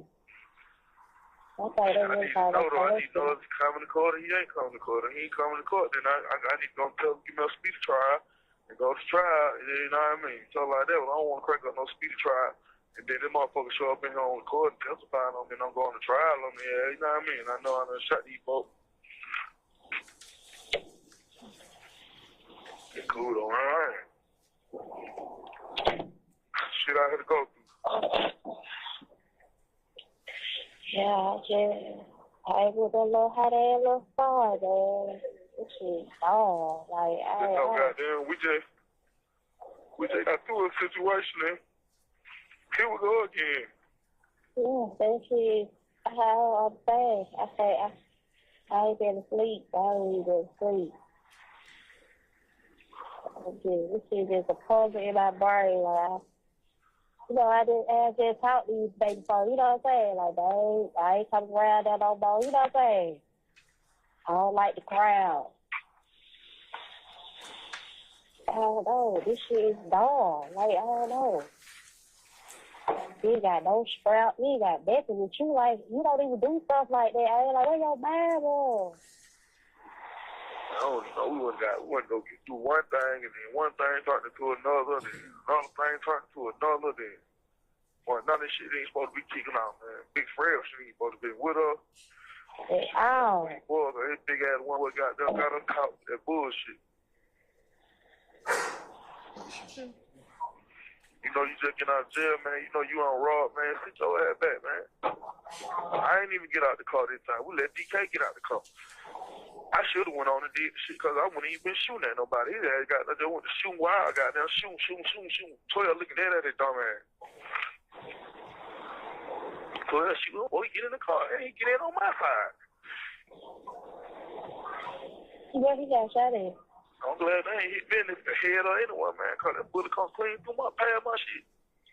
Where he got shot at? What DK got shot at? I shot him both his legs.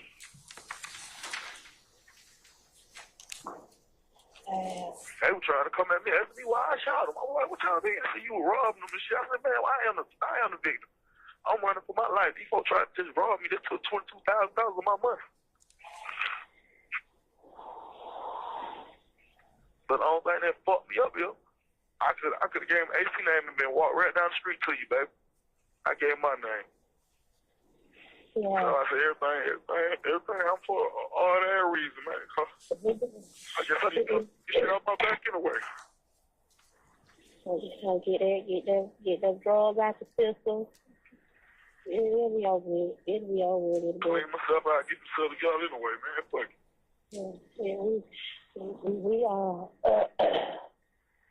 Shit, so they get your bar. We down there, you know what I'm saying? So, hey, we need to know quick. They need to be trying to goddamn figure out some shit quick. But they can't hold you for too long, you feel what I'm saying? Mm-hmm. They cannot hold you for too long. Oh, no, I'm good. I ain't really shit. But I go to court Wednesday for the probation violation on the driver's suspended license. That's $1,400 fine. They gonna reinstate. I ain't paid and on it. So they gotta pay it. They gotta reinstate that or either throw it out. Bro, I said they've been throwing them out lately. Okay. So if they throw that out, then I'm stuck with the one. And I get a bond for that. If I get a bond at 11 o'clock for that, then I can make bond on that. I can start working on the bond money for that. But I know Wednesday they'll be goddamn re-signing me back to the driving license shit. So that ain't shit. So what I'm saying, no. Yeah, what side you gonna go to court with? I go to court at 11 o'clock today. I don't know when I go to court Wednesday, but she told me I go to court Wednesday for the probation violation. So shit. You gonna call to talk to somebody else? No, I ain't got nobody number.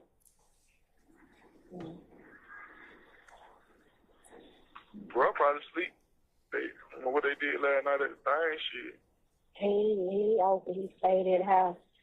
Right there, he would ride that goddamn side buck for song. So he get the keys for the Blue Hill. Saw about the Blue Hill, because he want them niggas trying to go. He was like, buck here, trouble, buck got there. They'll be trying to break it in, get out of liquor or some shit. You know what I'm saying? That's the last thing I know. He don't know how to handle them young niggas. He gonna be done made them young niggas dumb shit. But you can't be handling them niggas, talking to them niggas, scaring them up and shit with that bullshit. So why don't you let him deal with them? And the buck cool though. So who the fuck he gonna let move the shit? He told me, baby, he gonna handle it. I don't know how that shit goes. Cause we baby stood outside talking. We stood outside talking, got there. That thing up, man. They got us some money, man. Get us some money out of this shit, man. We need us some money. But the detective came back though, the homicide detective kept coming back. He came, we were there one time, he came back again and like. For what? They still trying to figure out what the fuck skateboard if niggas got there. I don't know. I don't know what the fuck. I said they trying to figure out where the white boys came from. The white boys told them they were down here. Down there with Adrian B.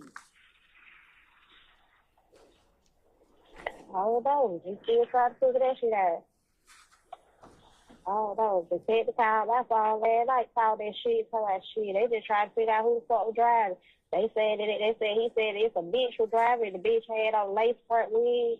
Who the fuck is this hoe? So goddamn, he can't find out who this hoe is, and he gonna end up. Well, he kept calling a broad. He was adamant. He was just so fucked. I put him on speaker so brother I was shut up.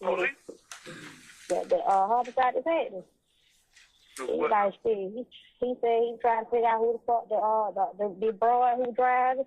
They said it was a broad driving the car. Goddamn, she had a lace front wig and all type of shit. They trying to figure out who she is, but she the one that caused all these problems with this driving, and she could have killed somebody and all this old stuff here.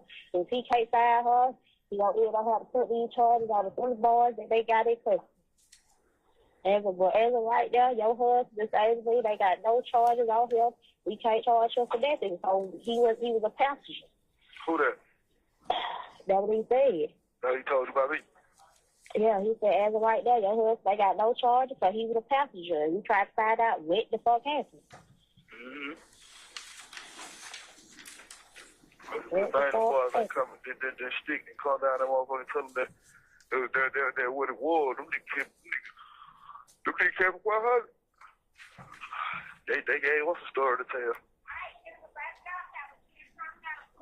All right, baby, I gotta get ready to get out the phone. She's making me get out. I love you. Okay, I love you. Probably when I get in population or when I call for quarter, they let me use the phone again. If not, I'll talk to you when I get in population. You do got minutes on your phone, right? Yes, I do. Because these free calls, I think. Okay, that's if fine. If they ain't free, call and check and make sure, because they probably took the money out. But if they ain't free, just check and make sure. But I will call you back. Love you. Bye, all right? It's going on here. I love you too. I love you too. I love you too. I love you too. All right. All right, man. Hello? Yeah. Yeah.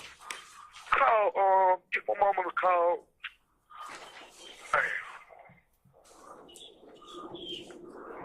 Call who? Just tell them to see what they can do, man. Call somebody.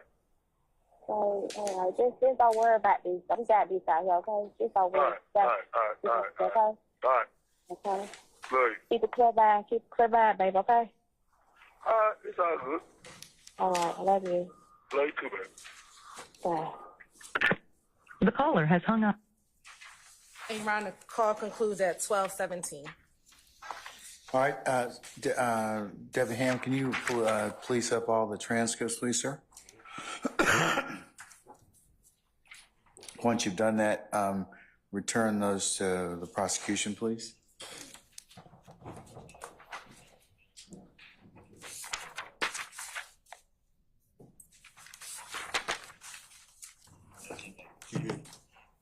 Huh? Take this one too. No, leave that one. All right. All those transcripts have been returned. Okay. All right, madam. Thank you, Your Honor. All right, Detective Quinn, we're going to go through some portion of this call as well. First going, and let me ask you this. This is a different call from the first call we just heard. Correct.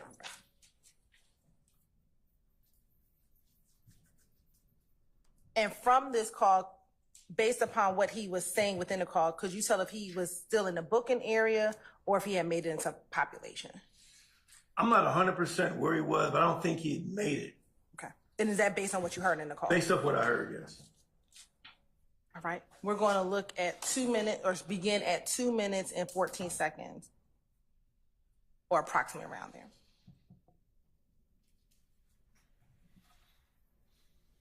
Hello, this is a free call from... Bing.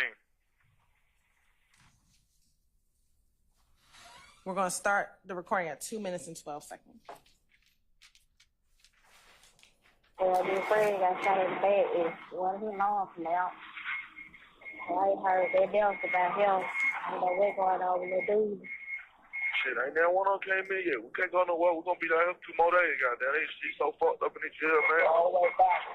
Y'all about to go to court and let me know what's going on in court. We're going to end it at 2 minutes and 32 seconds. Did you hear when they referenced Big Fred got shot in the back? Yes. And from listening to that, it appeared to be the same Frederick Prothro who you had spoken with at Grady Memorial Hospital. That's correct.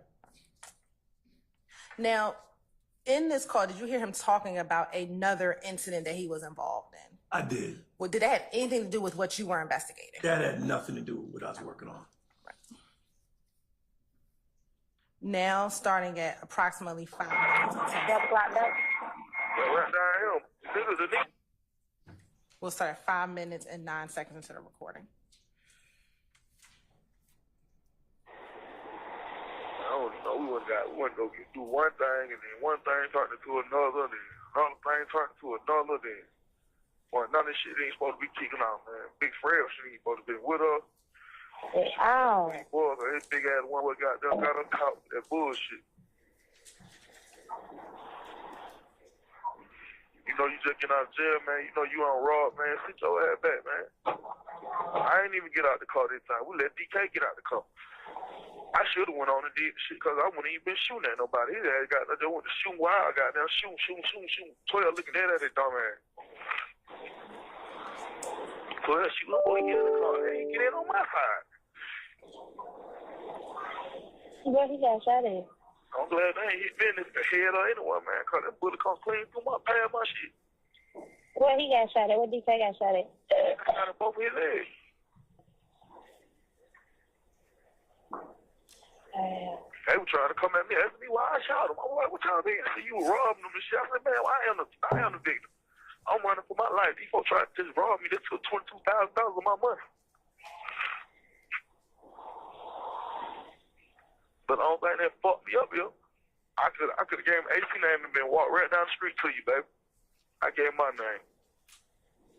Yeah. So I said, everything I'm for all that reason, man. I guess I need to get shit off my back anyway. Get that drugs out the system. It'll be over with. Clean myself out, get myself together anyway, man. Fuck it. We are. Shit, when they get your bar, we die there. You know what I'm saying? So, hey, we need to know quick. They need to be trying to goddamn figure out the shit quick. But they can't hold you for too long. You feel what I'm saying? We're going to end it at 7 minutes and 12 seconds. And listening to that a minute and a half portion of, or excuse me, about 2 minutes, that appears to be them discussing the same case that you were talking about. That's correct. Excuse me, the same case you were investigating. I apologize. And now we're going to go to 9 minutes, approximately 9 minutes and 10 seconds. Oh, for too long. Right, we'll start at 9 minutes and 5 seconds. You just sit inside talking, goddamn. That thing up, man. They got us some money, man. Get us some money. Get us some money out of this shit, man. We need us some money. But the detective came back, though, the homicide detective kept coming back. He came, we were there one time, he came back again, saying, like, What? The homicide. they still trying to. Let's stop briefly at 9:23. The homicide detective that went back down there. Is that you? That would be me. Figure out what the fuck skateboard it's niggas right there. I don't know. I don't know what the fuck. I said they trying to figure out where the white boys came from. The white boys told them they were down here. Down there with Adrian B. I don't know. They still trying to figure that shit out. I don't know. The detective called my phone last night, called that shit, told that shit. They just trying to figure out who the fuck was driving. He said it's a bitch was driving. The bitch had on lace front wig. Who the fuck is this hoe? So goddamn, he can't find out who this hoe is. And he gonna end up when he kept calling a broad. He was adamant. He was just so fucked. I put him on speaker so brother I was shot to me. The homicide detective. He said he tried to figure out who the fuck the broad who driving. They said it was a broad driving the car. Got that she had a lace front wig and all types of shit. They trying to figure out who she is, so she the one that caused all these problems. I'm gonna stop at 10:24. At this point in your investigation, prior to speaking to Agent B, were you trying to determine if the person driving the car was a female? I was. And is that based upon the evidence that you had at that point in time? Absolutely. And so, are you the homicide detective that called Miss Courtney Bean and gave her this information? Your Honor, all these questions are leading objection. You're right. I sustain objections to form. Did you call Miss Courtney Bean on the night of the incident? I did. Did you ask her about who this broad was who could have been driving that vehicle? Those were my words. And did you also tell her that her husband, Mr. Adrian? You have an objection, Mr. Steele? I sustain the objection. What, if anything, did you tell her about her husband? I said, as far as I knew, he was a passenger. And was that your understanding of his role at that point in time? At that point, and I had no charges on him. Okay. And at that point in time, when you spoke with Ms. Courtney Bean, again, had you ever communicated with Adrian Bean? I had not. Okay. We'll pick up at 10:24. Driving, she could have killed somebody and all this old stuff here. If he can't find her, he don't have to put these charges on the 3 boys that they got in custody. As of right now, your husband, this Avery, they got no charges on him. We can't charge him for nothing. So he was a passenger. Who that? That's what he said. That he told you about me? Yeah, he said, as of right now, your husband, they got no charges, so he was a passenger. We tried to find out what the fuck happened. Mm-hmm. The thing was, I come and then stick and come down that motherfucker and tell them that what it was. Them niggas kept it 100. They gave us a story to tell. Now, did you hear when Adrian Bean said, them niggas kept it 100, them niggas, they gave us a story to tell? I heard that. Did you ever give Adrian Bean a story to tell? No, I never even met the brother. At this point in time and hearing this At that call? point in time. All right. What about Walter Murphy? Did you ever give him a story to tell? Never. And what about Frederick Prothero? I did not. All right. Do you know what the story was that they were to tell? No clue.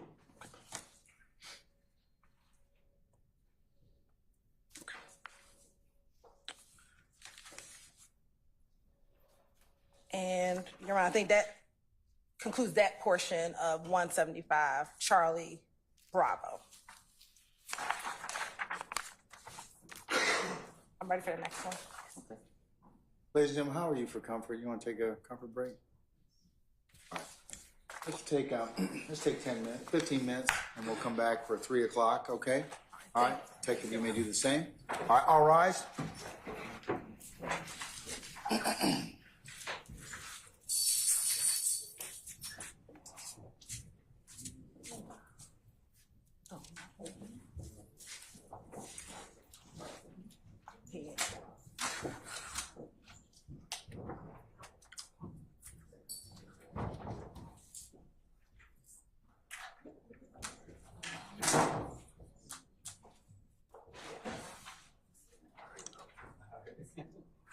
All right, ladies and gentlemen, you may be in recess. We'll see you in 15 minutes.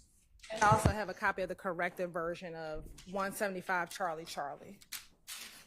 All right, you can hand that out in the pendency, okay? Thank you, Your Honor. Thank you. And we have enough of them. Yes.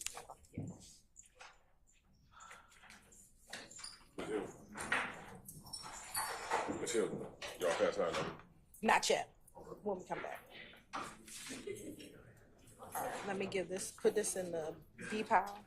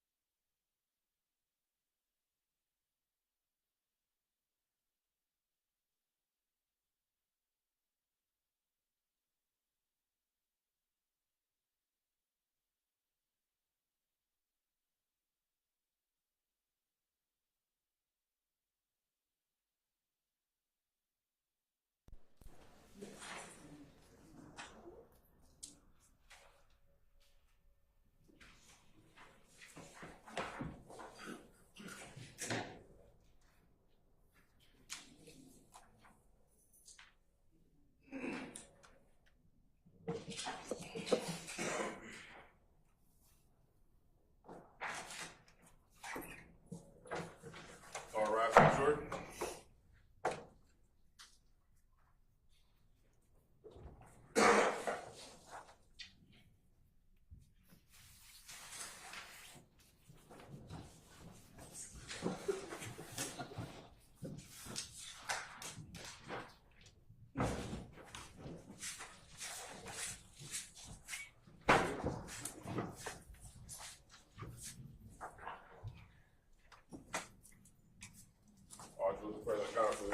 All right, thank you, Deputy Ham. Ladies and gentlemen, please be seated.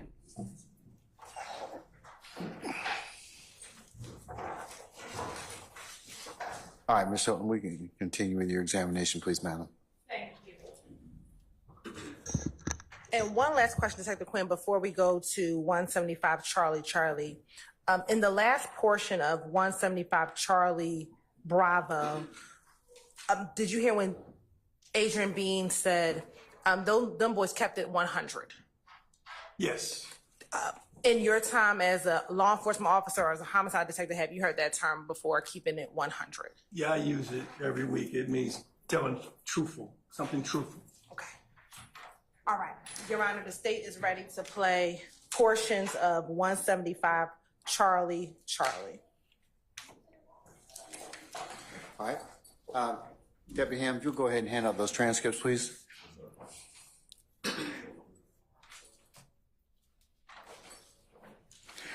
Ladies and gentlemen, the same admonition applies as was read to you earlier, and we'll collect those after the tape has been played.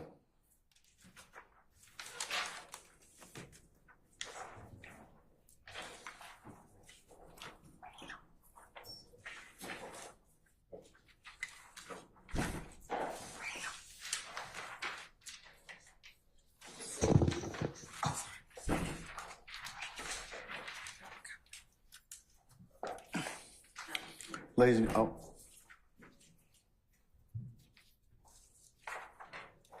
Your Honor, we're going to admit hold on one second.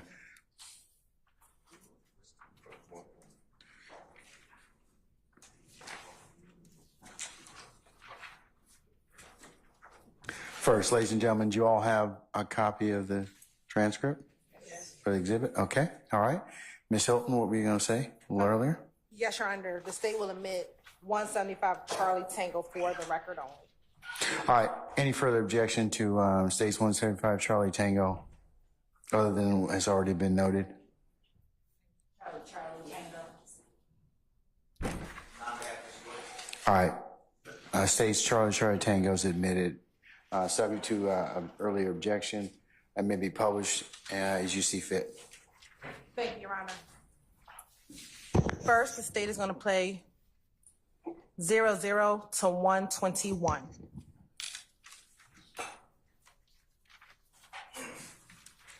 This is a prepaid collect call from It's me, babe. an inmate at Fulton County Jail. This call is subject to recording and monitoring. To accept charges, press 1. To refuse charges, press 2. Thank you for using Securus. You may start the conversation now. Hey, guys. Wait. Hey. What you got? Hey, Dad. School. Oh, yeah, school.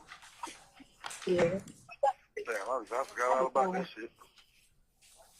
Yeah, I locked it down damn well. I just got a population. I was just letting you know I just came out of the medical flow. What they say, I just got on White Street. They just on the other line, we just filed. I went to court. They ain't give me no bond. I go to court on 26th. Yep. I'm gonna vote it, babe. Hopefully Just trying to they give see no how we bond, emergency. Okay, I just tried to call. I just called and ask, okay, you have an emergency visitation for your wife. He said, I gotta wait 14 days.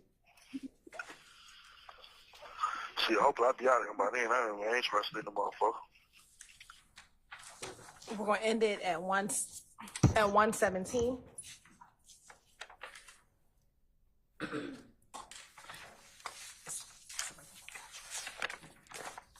And we'll be starting at 10:56:29. 10:56. No.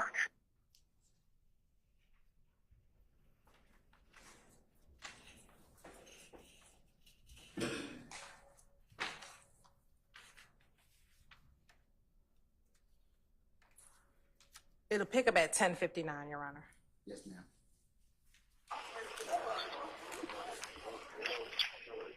Okay, man. Like, you got to check on in that car, charges in that car, all that shit in that car. You just have to check shit, because them niggas out, man, be done stole all type of shit.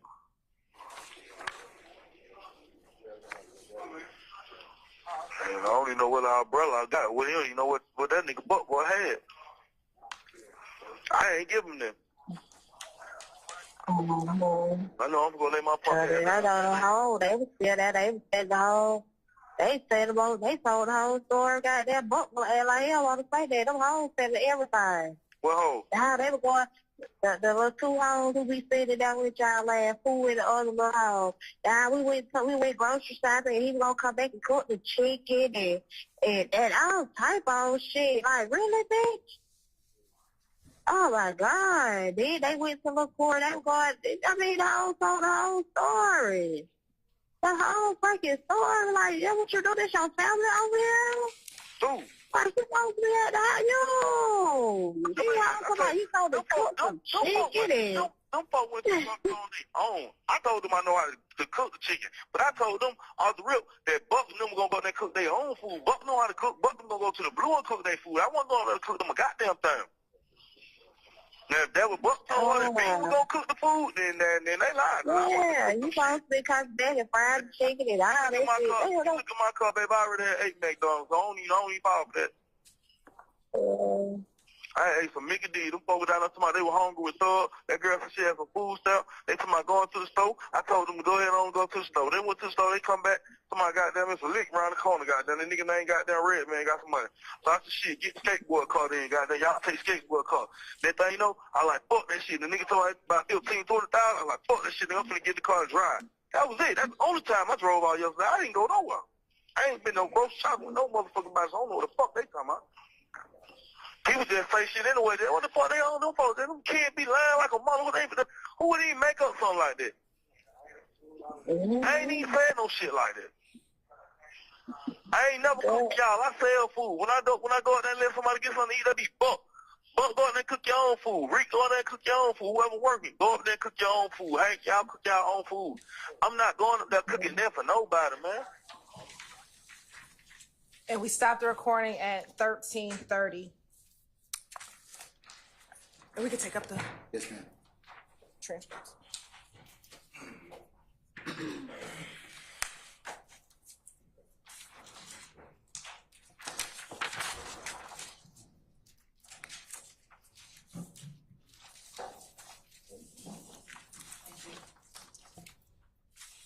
Are all the transcripts been picked up? Yes, sir. All right, thank you. Now, Detective Quinn, early in that call, did you hear when Mr. Bean advised he had just gotten into population? Yes, Have you heard that term of going into population as it relates to the Fulton County Jail? I have. What does that mean? That means they've been fully processed in.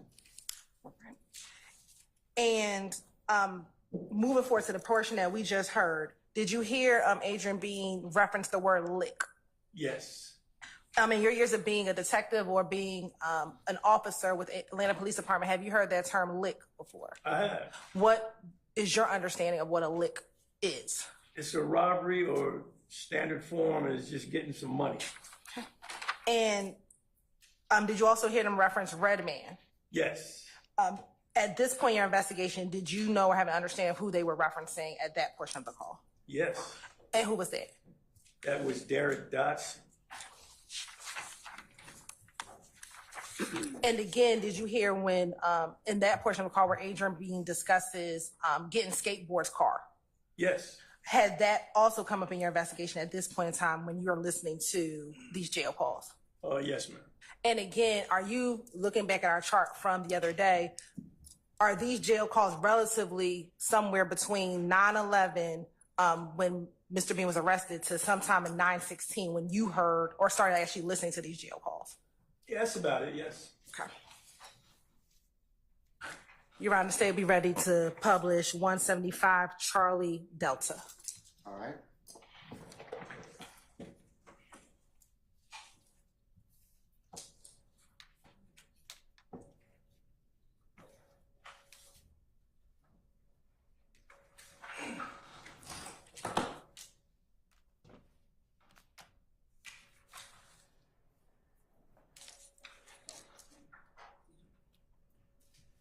them up there. It's right there, something right here. It's not a lot of them.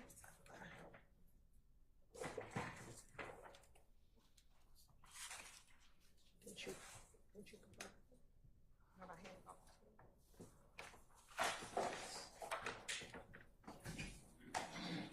Course indulgence for a moment. Yes, ma'am. Did you want to look at them? We had them all right here.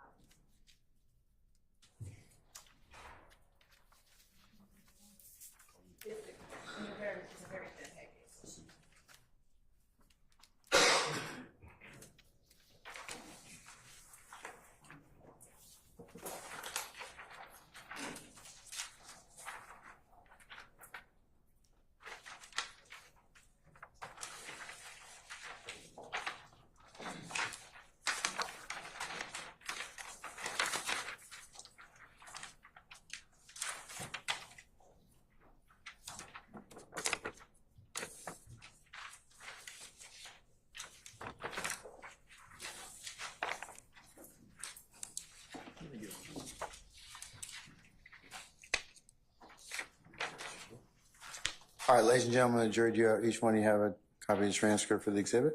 Okay, remember my admonition I've given you already. We'll collect those up when we're finished. And Your Honor, State like the tender, State Exhibit 175, Charlie Delta Tango for the record only. Any further objection to States 175 Charlie Delta Tango? It otherwise has not been made already? No, it's the same. All right, I'll note that it's continuing objection for the reasons we stated earlier. It's admitted and may be published as you see fit. Thank you, Your Honor, and we'll be publishing approximately 3 minutes and 16 seconds, starting at 3 minutes and 16 seconds. Starting at what, madam? Approximately 3 minutes and 16 seconds. Okay.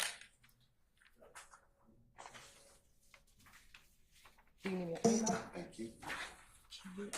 I have email Carrington. Yep. Yeah. I have an extra one for you.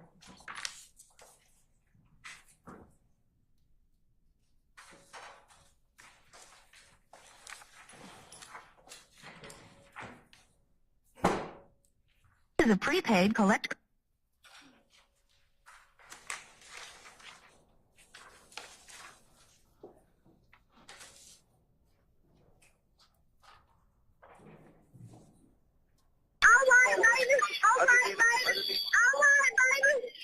I just need to get this shit behind me anyway, babe. That's all. Hold on. I need to get this shit off, man. I need to get this shit off me and goddamn continue going straight when I get out, man. Stay away from all these old young ass niggas, man, and stop trying to goddamn do what they do. I'm too old for that shit. I'm smart enough to know what the fuck I got to do. I ain't never been no nigga that do what everybody do with shit. I don't think about it is that little shit that was going on inside my little circle that really made me really start going hard and really got shit there. Yeah, I understand that. I understand. I'm more glad to get this shit over this way than the other situation. Cause goddamn the way that shit went, but niggas glad to really be living. Yeah, that's all I keep thinking about, babe. I ain't even about. I ain't tell you no lie. I seen my life before my hands flashed, before my eyes, like real nigga shit. I said some shit to save it. Yeah, that's why I said Joe Cruz don't really fuck me up. They ain't call me. So the first thing she say is, hey, you pop your head. They said crime scene tape everywhere. You know what I'm saying? You could have said he was in a police car first. You feel what I'm saying? But that's the first thing you want to say. You know what I'm saying? Frankie D was there the whole time.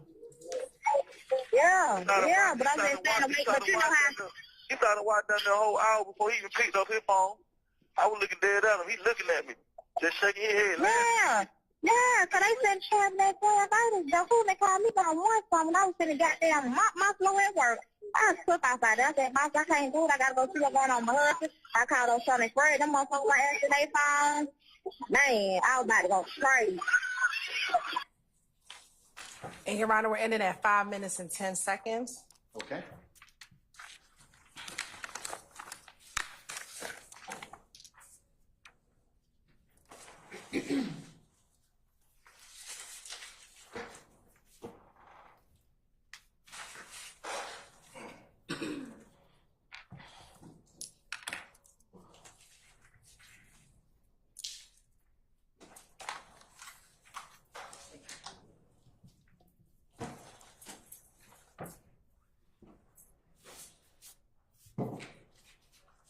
Your Honor, I believe all the transcripts are up. May I proceed? All right, thank you, Deputy Ham. All right. And again, Detective Quinn, listen to this portion of the call. Did it reference things that you were investigating at that current time? Yes. All right. Now, the state's going to publish its final jail call, which is 175 Charlie Echo.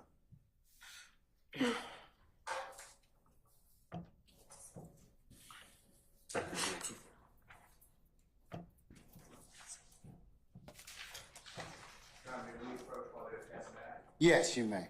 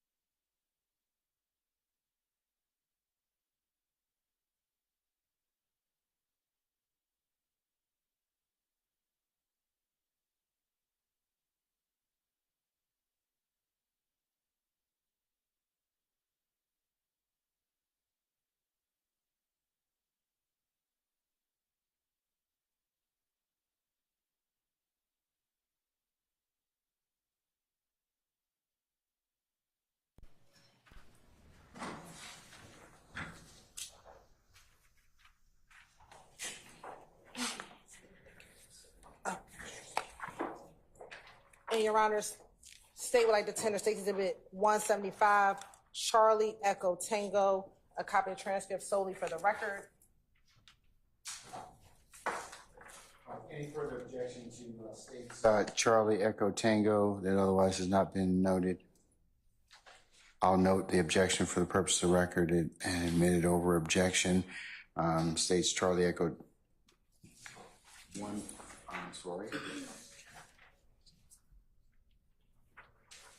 175 Charlie Echo Tango can be published as you see fit. Thank you, Your Honor.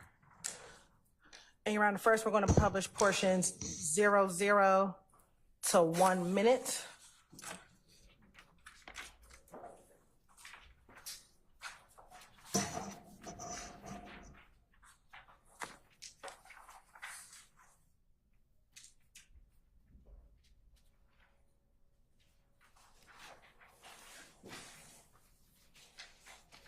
This is a prepaid collect call from Give me back.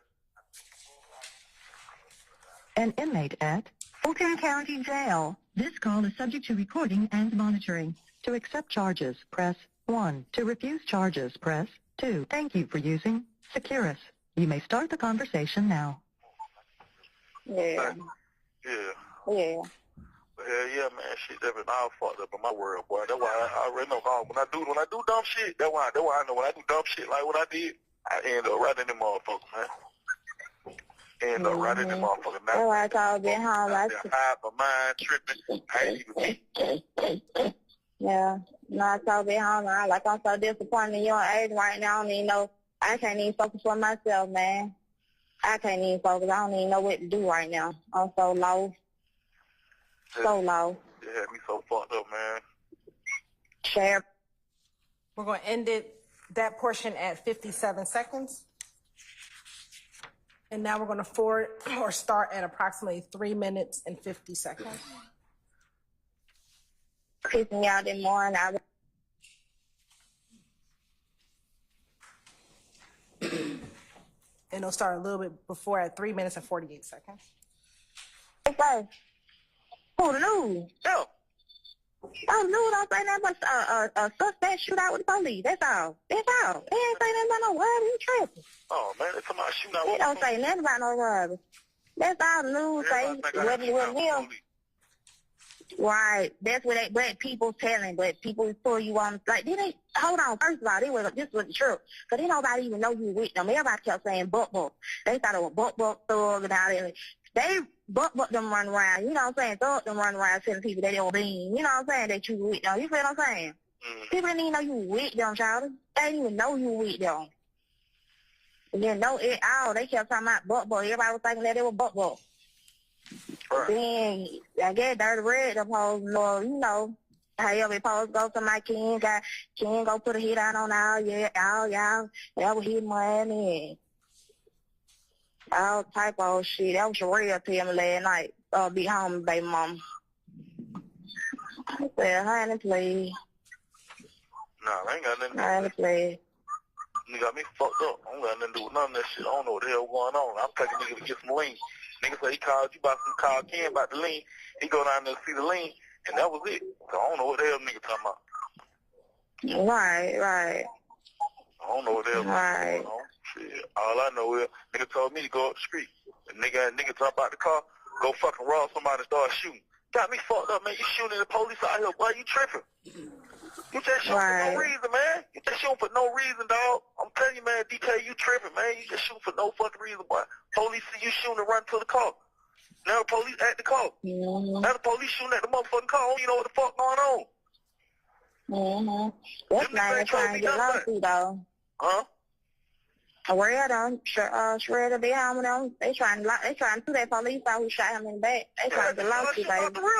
Just throw a box. Just start shooting off the motherfucking muscle, man. We don't even know what the fuck going on. I'm talking about for real, me, I'm big friend. We ain't need scrap for the situation. I ain't need scrap. We're going to I know it. We're going to get some lean, man. Lean. We're going to get the lean. Okay, boom. Dirty Red got some money. Who the fuck is Dirty Red? All I'm trying to figure out who the fuck is Dirty Red. Who the fuck is Dirty Red? I don't even know no motherfucking Dirty Red. You know what I'm saying? Dirty Red got check on. Dirty Red got check on. Okay, goddamn DK, do what I want you to do. I need you to goddamn go over there and goddamn run up on him and get the money, whatever. Boom, that's all I know. Boom, okay, DK go get the money. Now I'm here shot. Bow. What the fuck going on? I'm pulling out now. Now 12 in the mix. Now 12 shooting at the motherfucking car. DK running trying to get in the car. Oh, he get in the car. I don't care, babe. Chill out. You feel too much. It sound like you too hyper in there. Chill out. That shit was just too fucking much for me, man. Them niggas. But no, like I said though, they better be careful. I don't do nothing to them when they look at it, cause man, don't put me in no bullshit like that, boy. Exactly. Y'all got me fucked up, man. Y'all nigga put me in the middle like that, man. I'm a fucking family man, hustle nigga, man. I don't get out here and do shit like that. If I didn't know we were gonna do something like that, man, I would've let y'all nigga do that line shit on y'all own, boy. That's why I tried to get out the situation. Soon I seen it going down. I'm like, oh hell no, this nigga tripping. First shot go, I'm like, let me get out this shit. Big homie like, hell yeah, man, them niggas tripping, boy, let go. I'm like, we getting the hell on. Man, boy, you know they had us. And we conclude that recording at 7 minutes and 15 seconds. All right, so noted.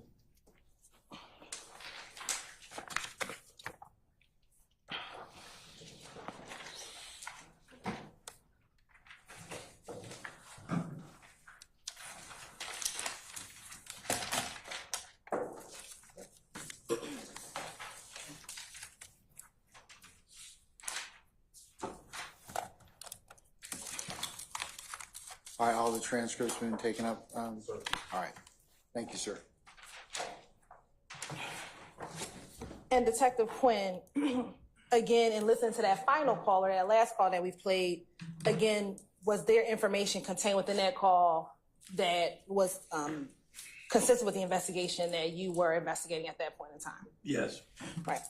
Now, we talked about whether or not you had ever met Adrian Bean prior to listening to these calls. Prior to listening to the jail calls, to your knowledge, did anyone speak with Adrian Bean about what happened? Not to my knowledge.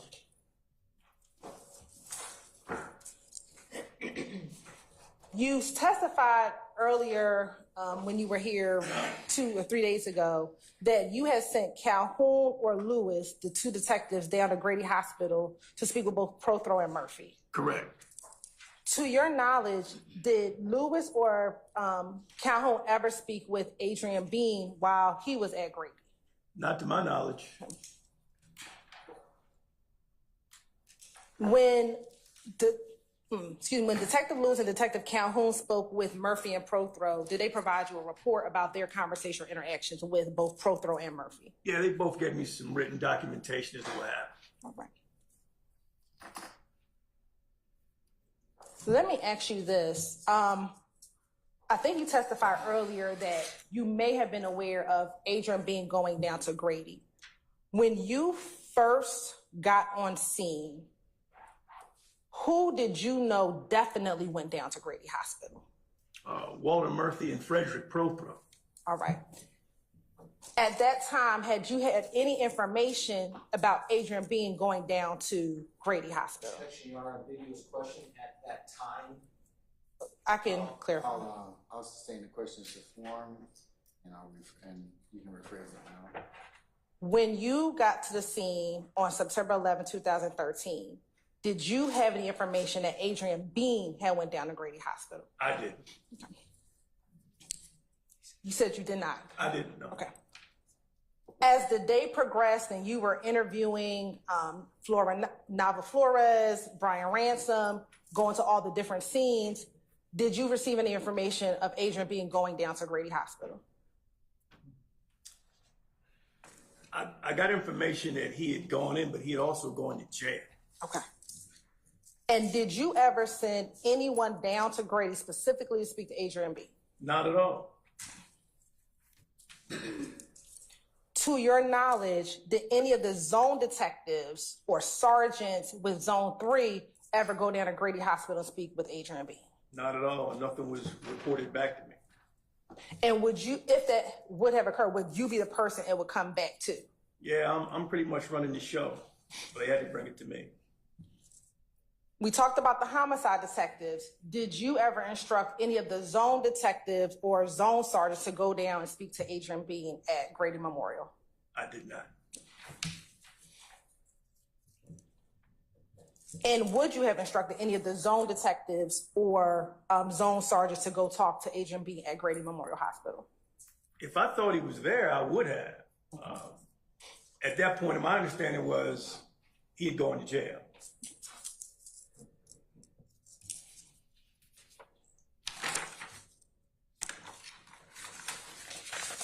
Now, after hearing those jail calls, what, if anything, did you do as part of your investigation?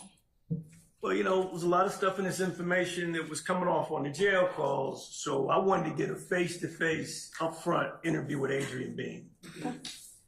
And how did you go about attempting to get a face-to-face interview with Adrian Bean? I went and got a court order, which is procedural, to get an inmate taken out of the Fulton County Jail, namely Mr. Bean, and have him brought over to the homicide office. I was going to do the transport myself. Okay.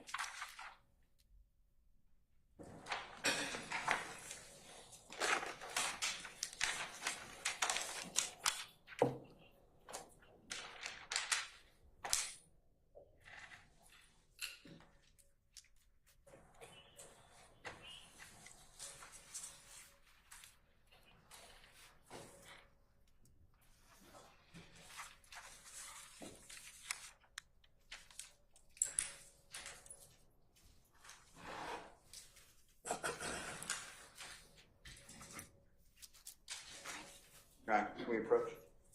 Yes, you may.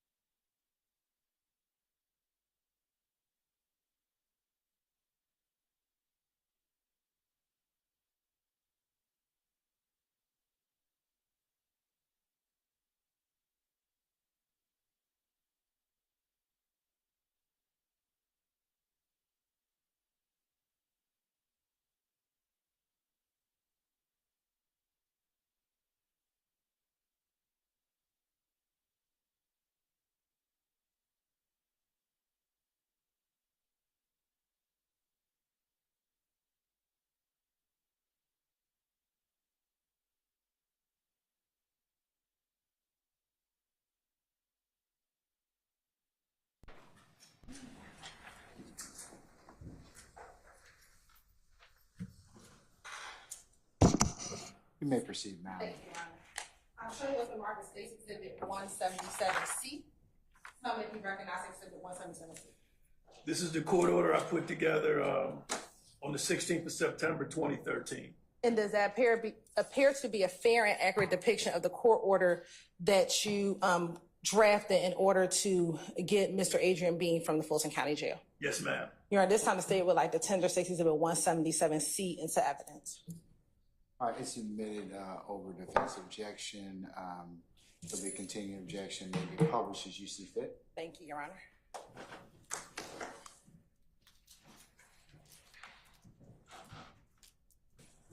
Can it get bigger?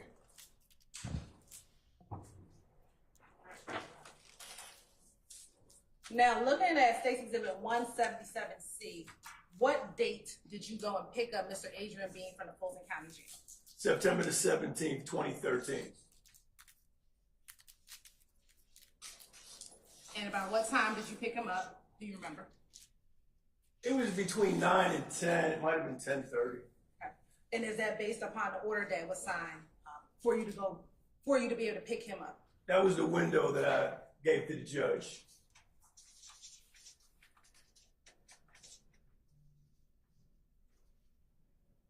And again, when you went to go pick him up from the jail, would that be your first time meeting Mr.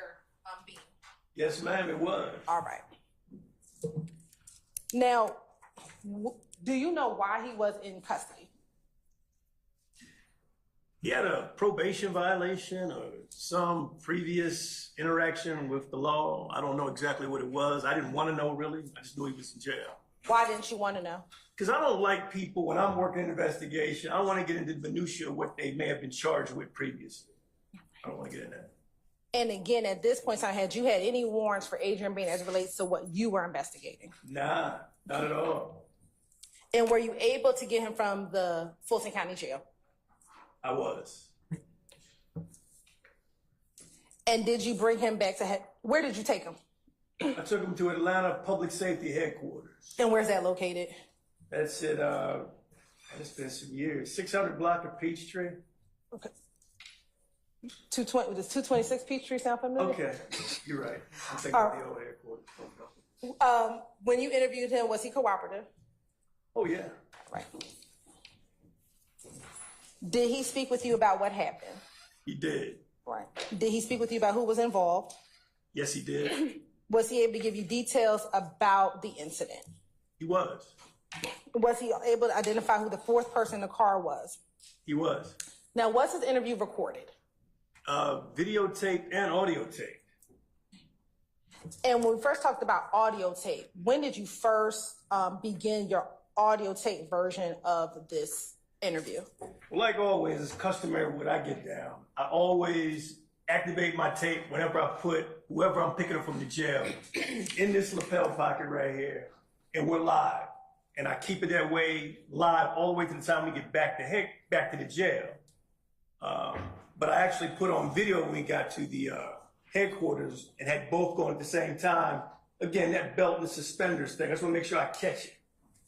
Why do you keep on your pocket recorder from the time you pick him up from the jail to the time you return him back to the jail? I want everybody to know I'm keeping it 100.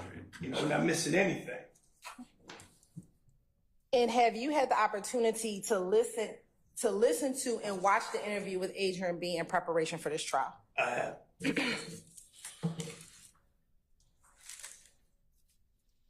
Permission to approach. You may have already shown to the defense counsel. Yes, 176 Charlie Alpha has already been admitted, Your Honor, and I'm going to approach with 176 Charlie Bravo.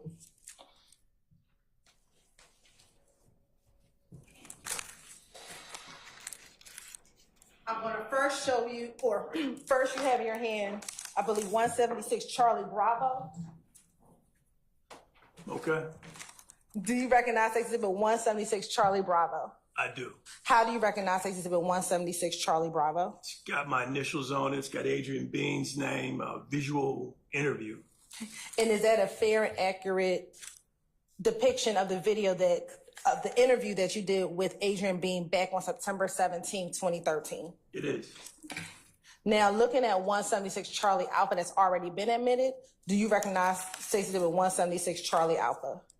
I do. And how do you recognize it? It's flash drive. It's got my initials on it, dated with a date and everything. Okay. And did that appear to be a fair and accurate depiction of the audio portion of your interview with Adrian Bean on September 17, 2013? Yes, ma'am. Your Honor, this time the state would like to tender State's Exhibit 176B into evidence.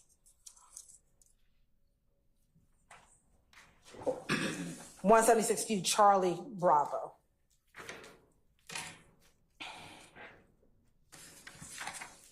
All right, any objection to states 176 Charlie Bravo? I think it's cumulative. It's the same thing like the last time. No relevant. All right, I'll rule your objection on both grounds. I'm going to admit states 176 Charlie Bravo over objection may be published as you see fit. Thank you, Your Honor. And Your Honor, permission to sit during this portion? You may, ma'am. Thank you.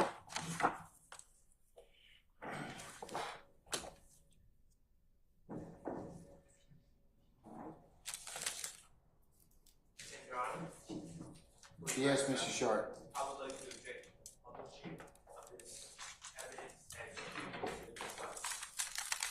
All right, noted and overruled.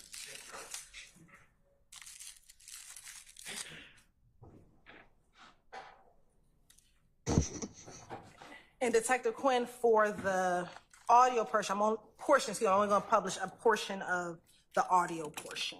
Yes, ma'am.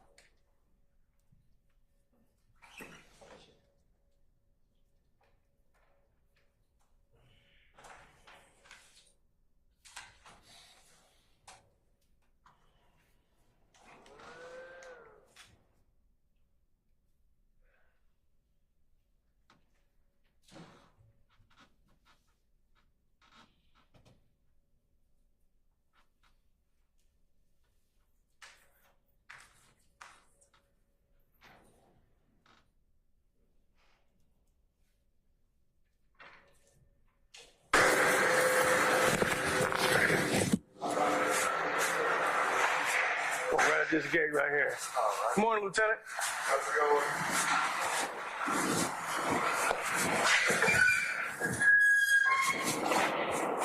That's my raggedy ass tourist straight ahead. Why you play that? You don't like that? It's a free car. I'm not mad at it, you know. Free gas, pick the groceries up, take the kids to the soccer games on the weekend, which is against the rule, but you know, we don't make no money. But you get used to that. Y'all get good. No, we don't, man. Y'all get good. Not even, man. I'm just glad to be employed, my brother, and be healthy. Take care of the family, you know what I'm saying? Like you. You're a family man. Try to. You a good family man. Try to make sure my family, pray, man. All that's it. Your Honor, we're going to stop it at about 55. I think it was 55:12. Is that you on the recording? It is. And at what part of the recording are we listening to? This is actually getting into my Ford Taurus, my take-home car. All right. And what we're going to do actually is just, do you get in the car and take him to headquarters? We do. All right. I do. Okay. At this time, Your Honor, State's going to publish State's Exhibit 176B. Your Honor, Mr. McGee was objecting today on the grounds of cumulative. Overruled, sir.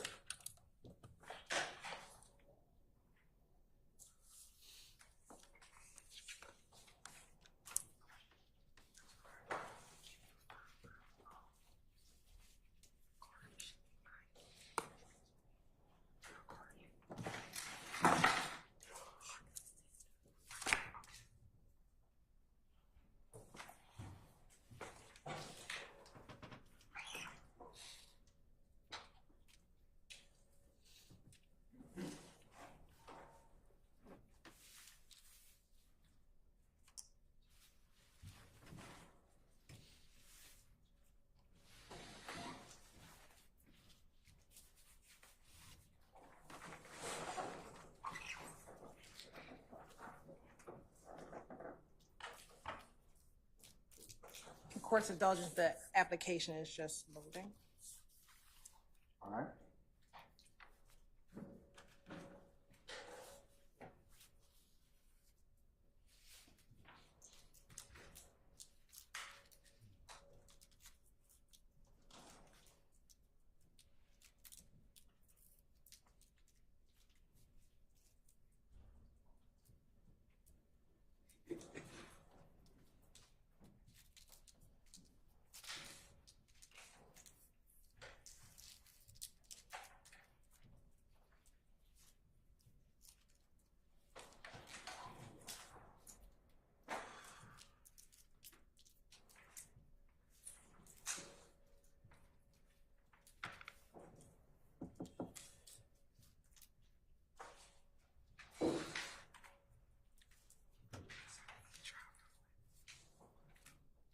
Drop.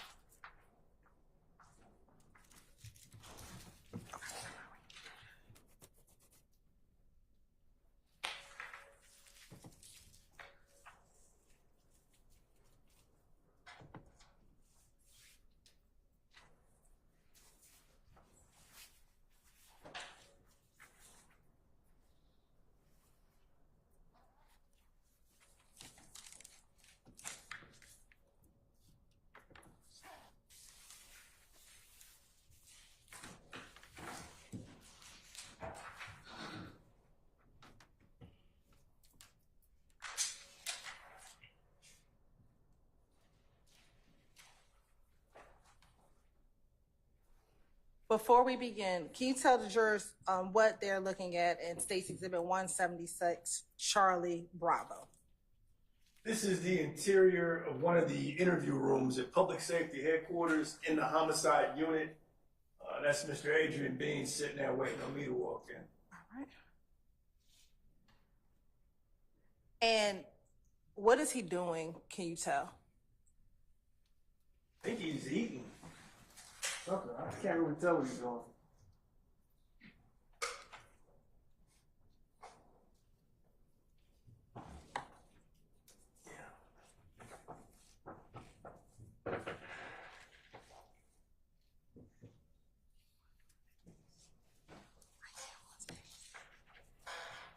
Pull it up on the page.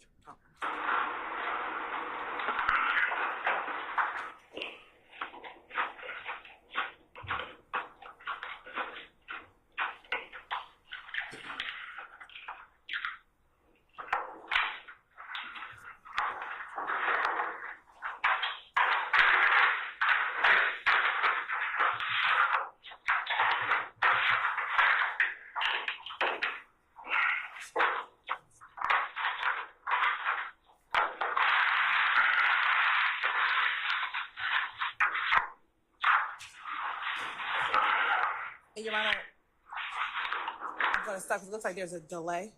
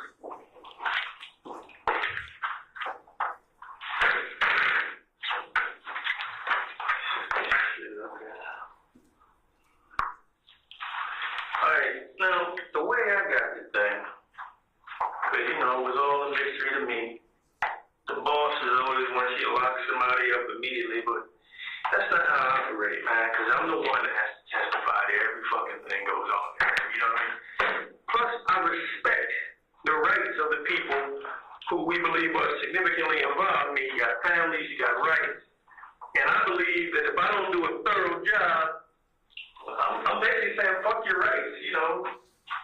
I don't get all excited because the police officer been involved in the shooting. I'm glad he's okay. I'm glad nobody really got fucked up too bad.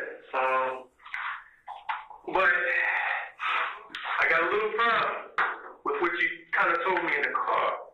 I want to make sure you got your story right about why you were up there at Summerdale Commons Apartments. Make sure we have that right. I need you to think hard about that day. Remember from start to finish. Again, tell me the Kid Rock. Tell me Quinn. Fuck you. I want to go back to where you just brought me from. I mean, I'm just going to make sure I got it right and I respect you because I don't want you coming up later hollering about, you know, like we were talking about in the car, people always come back later talking about stuff, and it's too late. Now, too late is kind of open-ended for me to say that. I can't really change the outcome of anything. All I can do is take the truth to the DA and say, okay, out of all four of these people, only three of which I know of, this one told the truth based off what I've done. That's all I can do. I can't say, okay, I can't tell anybody, I can't make any decisions. I don't have any power when it comes to all I can do is impress upon the people that handle the prosecution, like the DA's office, tell them this joker told the truth.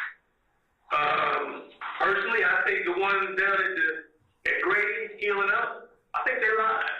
I mean, you lied a little bit too, but I want to clear that up. Based off my investigation, I'll show you why in a minute, but run down for me how that whole day started. How did you end up with that burgundy or red Nissan Altima that white kid named? You know his real name, boy? You know his skateboard's real name? Brian, I know his whole name. Okay, Brian. I've been knowing him for. How long you been knowing him? Been knowing Brian a couple of years. Okay. That's good because he said 2 years, so that's right on time. 3 years. Brian Ransom. Mm-hmm. Did you know the Mexican kid was with him? No, he came with Brian a couple of times. Run down for me 9/11/2013. How you ended up with that car and how did you end up skinned up the way you are? Just start where you got the car and end there, and then I'm gonna tell you what I got. Okay, cool. I'm being straight with you. I don't cut no.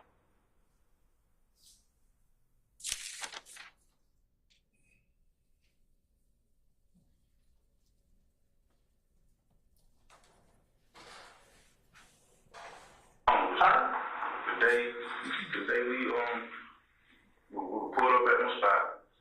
I pulled up at my spot. What's your spot? Fuck y'all. That's on Macon Drive. When I pulled up down on Macon Drive. What's that address? Which you probably seen a black camera on. I can't really remember the address of the spot because I got like two spots. But the first one of the spots that's across the street would be 2246, and I think the one over there is 2323 Macon. Okay. That's okay. You know, where I met your wife was 2333, 2233? 2233. Okay. That's where I pulled in, Paul. About 15, 20, 30 minutes later, Brian pulled up. He called me and said, you need to come holler at me about it.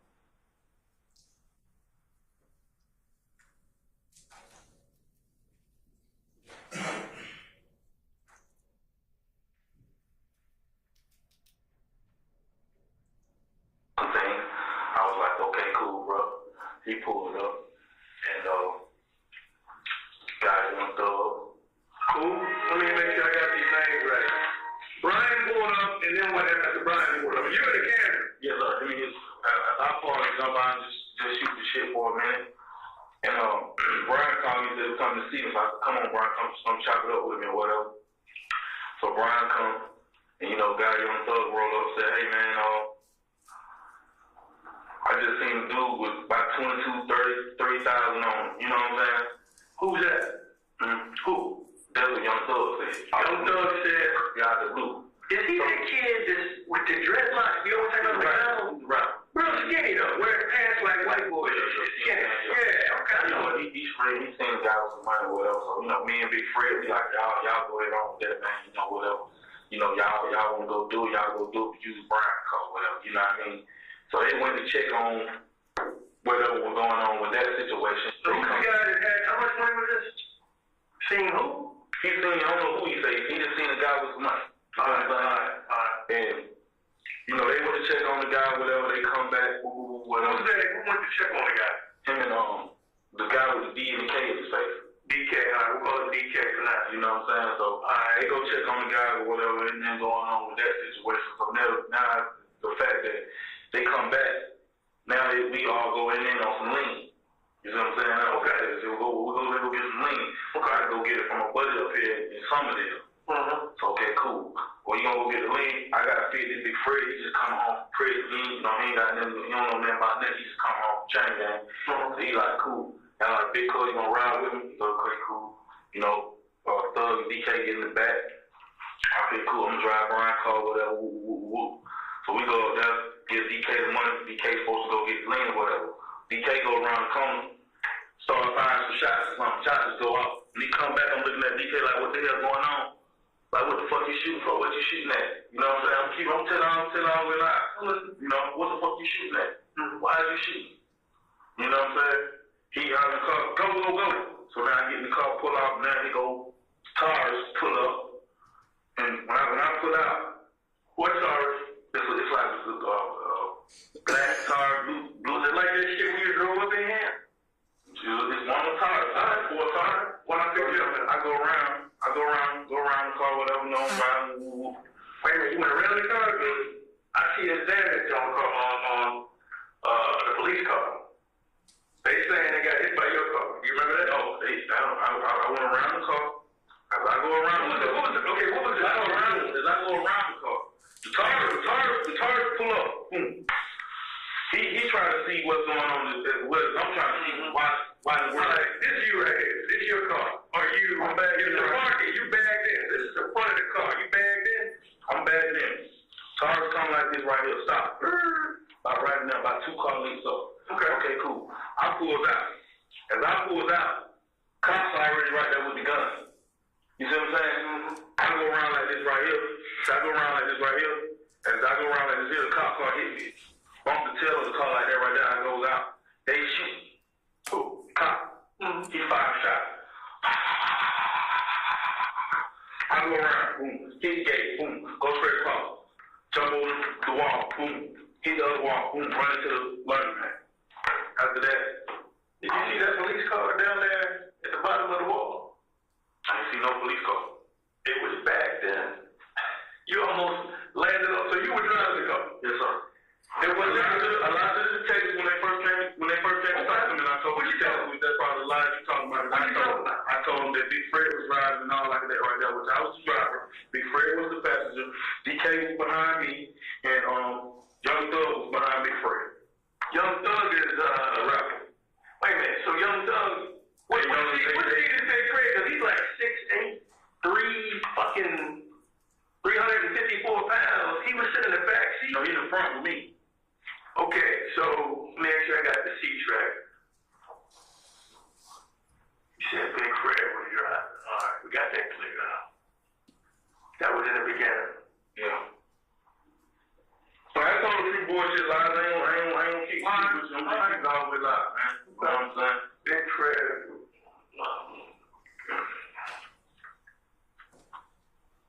You know, like I told the police officer, you know, everything just happened so fast that we ain't even, none of this even supposed to occur. You know, so my man just come home from prison. So what about the guy with the money? Sir? What about this guy with the money? What Thug came to you with a lick? It sound like. No, they want to check on the lick was dead. The lick was dead.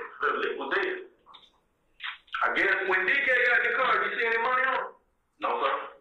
I had $345 on my own. Yeah, I know. It's in property. I saw it down there. I had my own money sheet.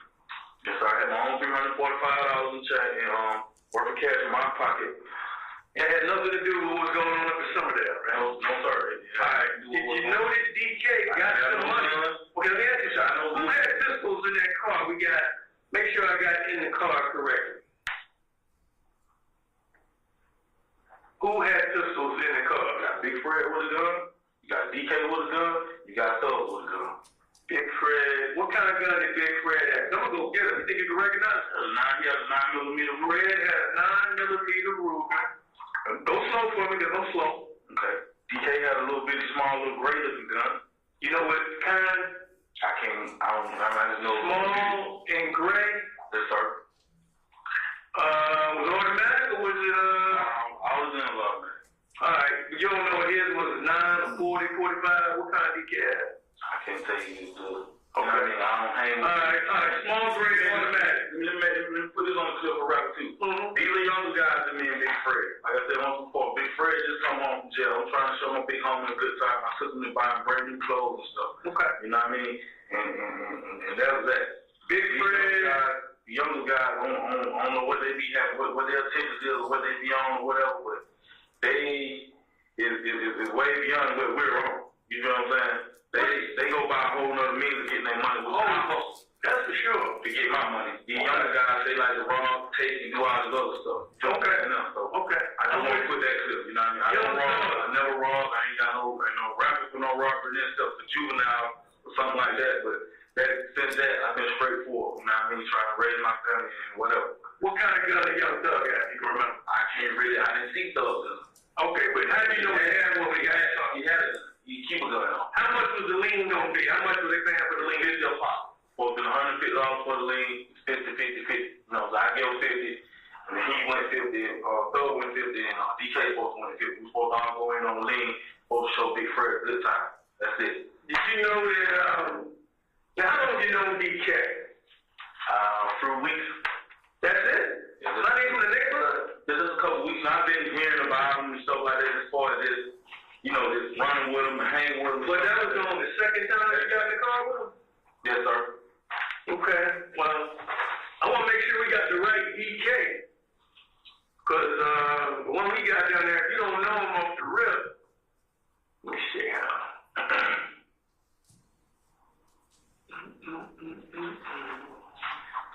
Okay, describe DK for me.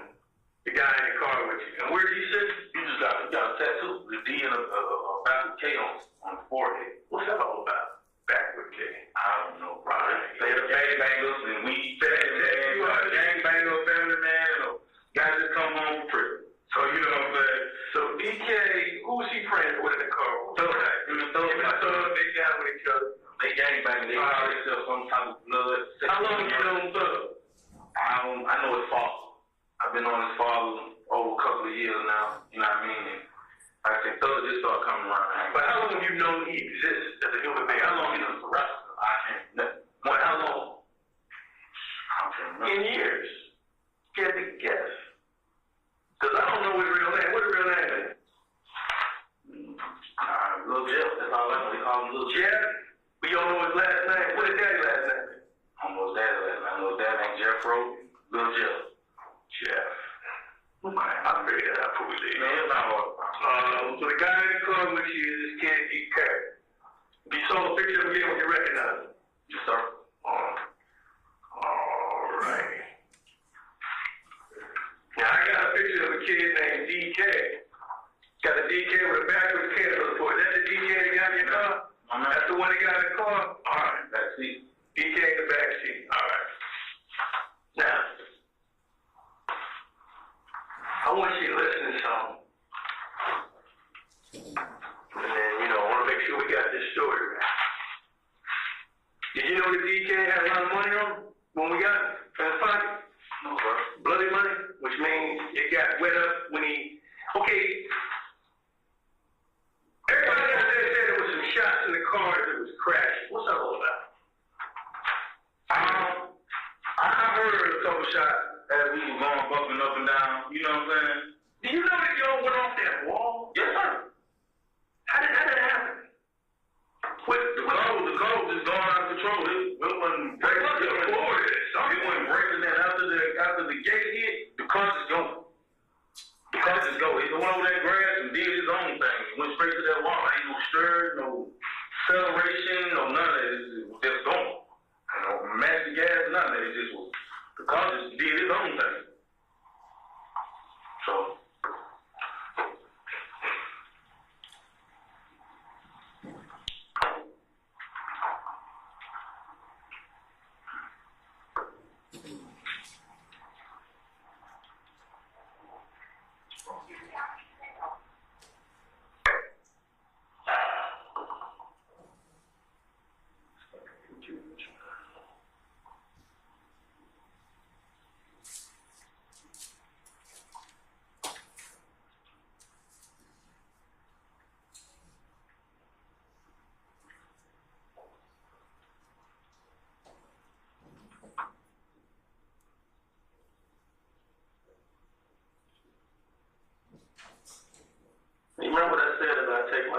this shit. Just listen. So I gotta come be working on what I need to be working on. That's what we gonna be. Today, you know, boy, today, because I got a probation violation. I got to count the back for this car. The old man said he ain't worried about it. Well, why ain't worried about it? Cool, they don't come to court. I go to court. They got to get a one. I got to go back to court again. They don't show up. I did my way. You know, they don't show up. Just listen. Just listen. But it hasn't been started away. Everybody in my child, like everybody said, go to my first people. I'm not violent. You can't look at me like I'm a violent ass nigga. And you like I'm a child. 30 years old, 13 years old, motherfucker, you wanna jump on 30 years old, jump on my 13-year-old, motherfucker. I mean, it's just a bitch, so he had done. You ain't say that, boy. Huh? That's why they had done. So you really, you know what I'm saying? You crazy. You remember this conversation with my wife the other day? That's your wife? No, he What you didn't able have to do? done. Oh, okay. I feel grown too. Why? I'm real shy. I don't see no proof. Why? The kid said he got a gun. I'm around. He got a grown man. I thought you. But it was real. I hear something from the guy. I said, he did you. Yeah. Gwen? Praise the Lord. Hello? Hey, what's going on, man? No, you're not.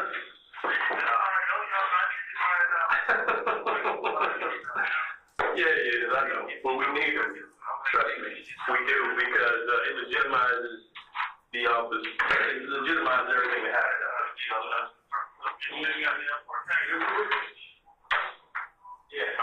Yeah, I got you. I got you, but I appreciate it. I owe you one for making that happen. All right? Oh, shit. You know, you heard it. All right.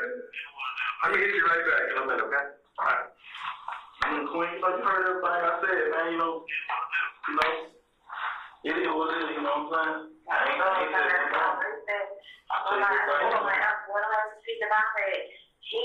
We ain't got to the point I'm talking about yet.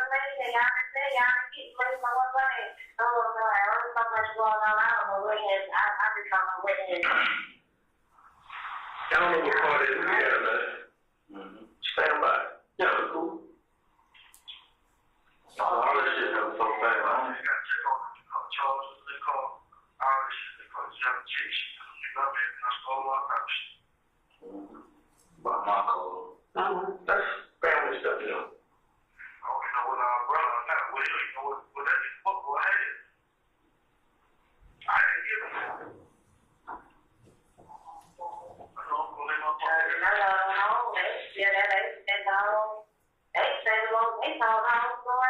Pay attention. Listen, this is important. Hold on. There was 2 hours we sitting down with John and who with the other go home. Now we went grocery shopping and he's gonna come back and cook with chicken and that I thought was shit. Like, really? Women ain't shit, boy. Oh my God. Then they went to look for that part. I mean, the whole story. The whole fucking story. Like, didn't you look at your family over there? Why you over there? How you?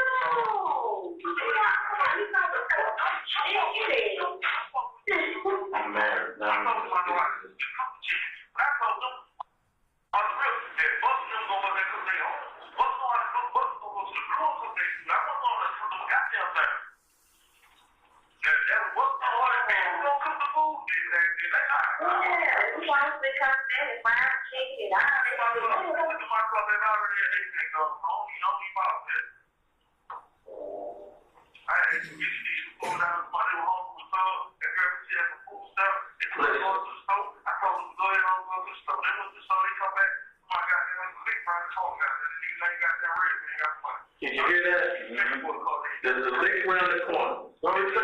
We got a nigga around the corner. I ain't saying his name and all. Listen to him. Name Red. Yeah, Red. All right.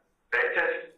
I bought this shit to be started about 15, 40,000. I bought this shit to help you get the car to drive. That was it. That's the only time I drove all this. I ain't go over. I ain't been no road shop. No motherfucker back home. Fuck that car. He was just play shit anyway. What the fuck else?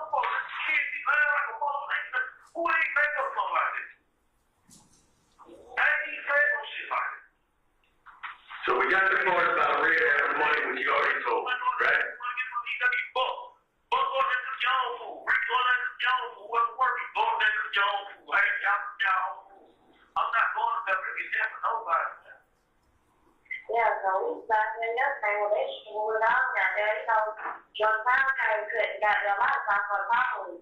So, but they still around, I'm like, seriously, they still around all day, like, I said, well, you need to put them on Sunday house. You need to put them out, yeah, they got one outside, not one, they go to one of those rooms.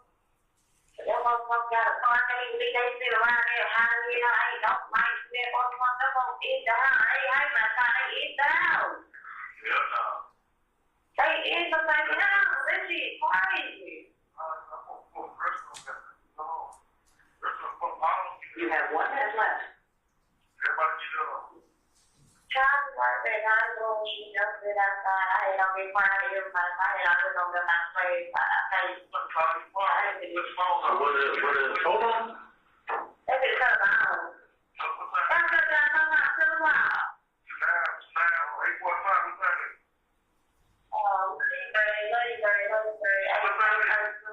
8:30. I love you. I love you too, man. I love you more.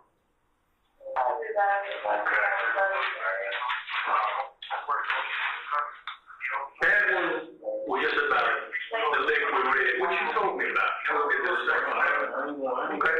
Stand by.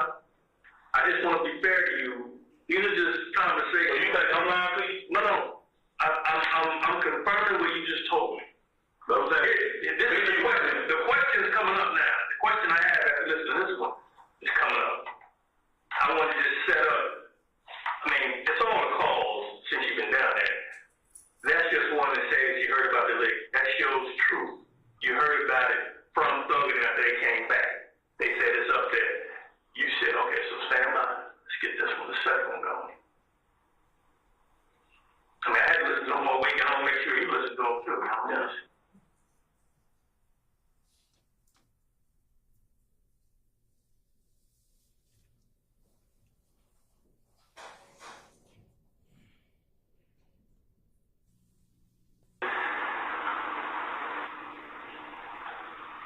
This is the one that bothers me a little bit. I think we got to clear it up. An inmate at Fulton County Jail. This call is subject to recording and monitoring. To accept this free call, press 1. To refuse this free call, press 2. Thank you for using Secure. I'm like this whole day, you know what? This shit great. This shit don't even seem real. You drive your own shit. I'm just a window right now. You better go pray. What the kid shop work, right? But you know, you free shit, man, you're not gonna get this. You know what I'm saying? They're going to get busted. They're going to get busted. Man, we got that ball up for that kid shop. Okay, they come out of the kid shop right about several. Boom. They ride. I see you don't get my turn around. I'm bugging. I'm bugging out and all some of it. Okay, cool. So we get tired. You get a chance to be for the buck. This is tired first. When you get out the car, you can't. But then you got hot out the car, man. We just start what? Wow. Well, goddamn, man. I turn around, man. Go. Turn around. Get on this motherfucker. Get ready. On the car. I rushed you. You got down there. You saw me there on the outside. Oh, he shot the car. Come on, man. I'm out of here.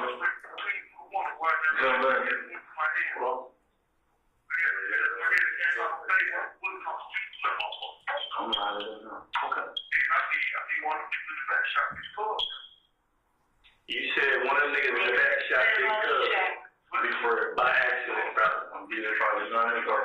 How many shots did you hear in the car? I heard like 2 shots. You know what I'm saying? Hold on, all the other shit I was saying. Hold on. No, hold on.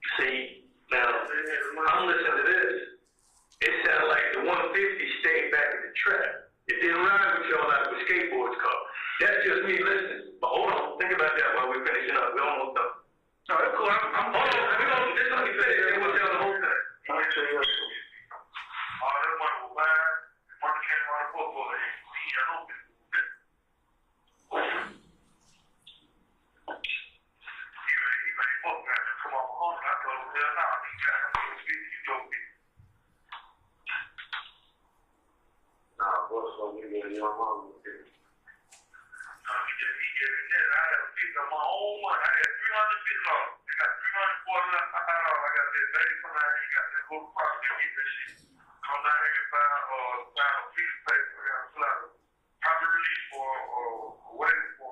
She go out and give them $350. You know what I mean? It ain't gonna be that. I don't think I got them just trying to mess it up. People ain't gonna even come close with that. They really too much the old man and the old boy. So yeah, I'm gonna take care of that. Don't worry about that. Don't worry about that. I don't talk about that. No. That's all my business. Yeah, once I get back, I can't get no more probation, man. I ain't got no probation, no rapping, no none of that shit. You know, man, I don't shoot for it. Hey, we're trying to get done with that, man. I don't roll. I have another shit on my rock. I'm living on that time. Roll already. Well, we. What y'all do? Yeah, I thought it. Hey, you guys gonna go around and talk to me on stage? What is it? She from my cousin. Yeah, you say shit. You got that. What else got that? You gotta go in there, you get bad, you get in on my own. Yeah. But I ain't need shit though. You know I got something going on. You got something. I got something going on. So that's it.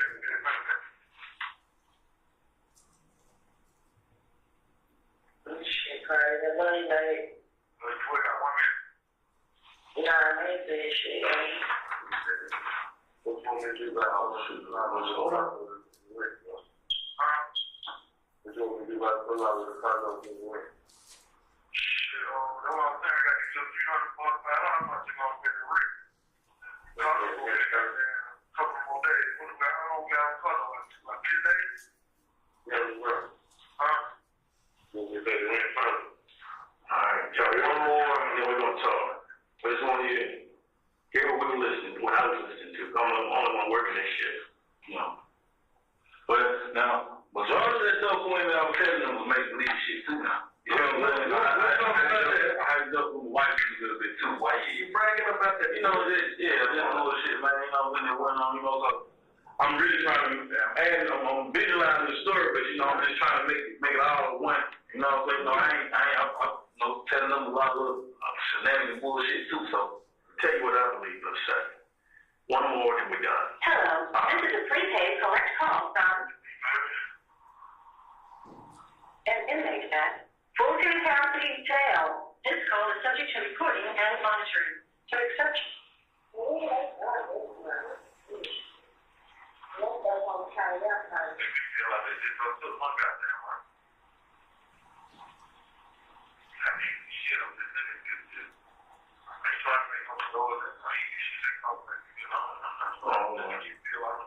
Hello, this is a prepaid collect call from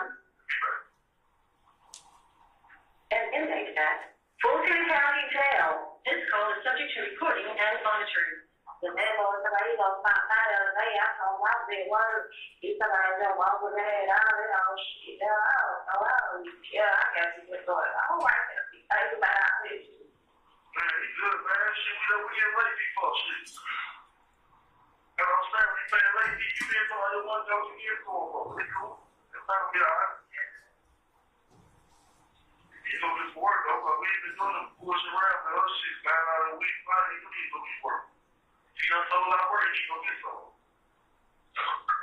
But he got $600 already. I got $345 in my pocket downtown. Play 6 phones. I need to go out there and get that money for me tomorrow. I don't need no money. I don't need shit.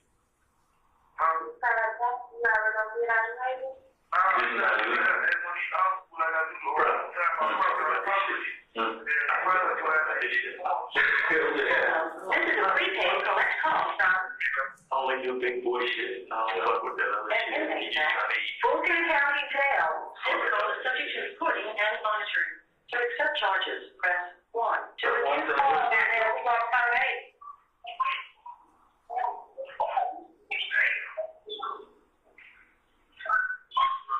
Well, that's the football game. You don't want to do that, Justin. I paid my shot. I got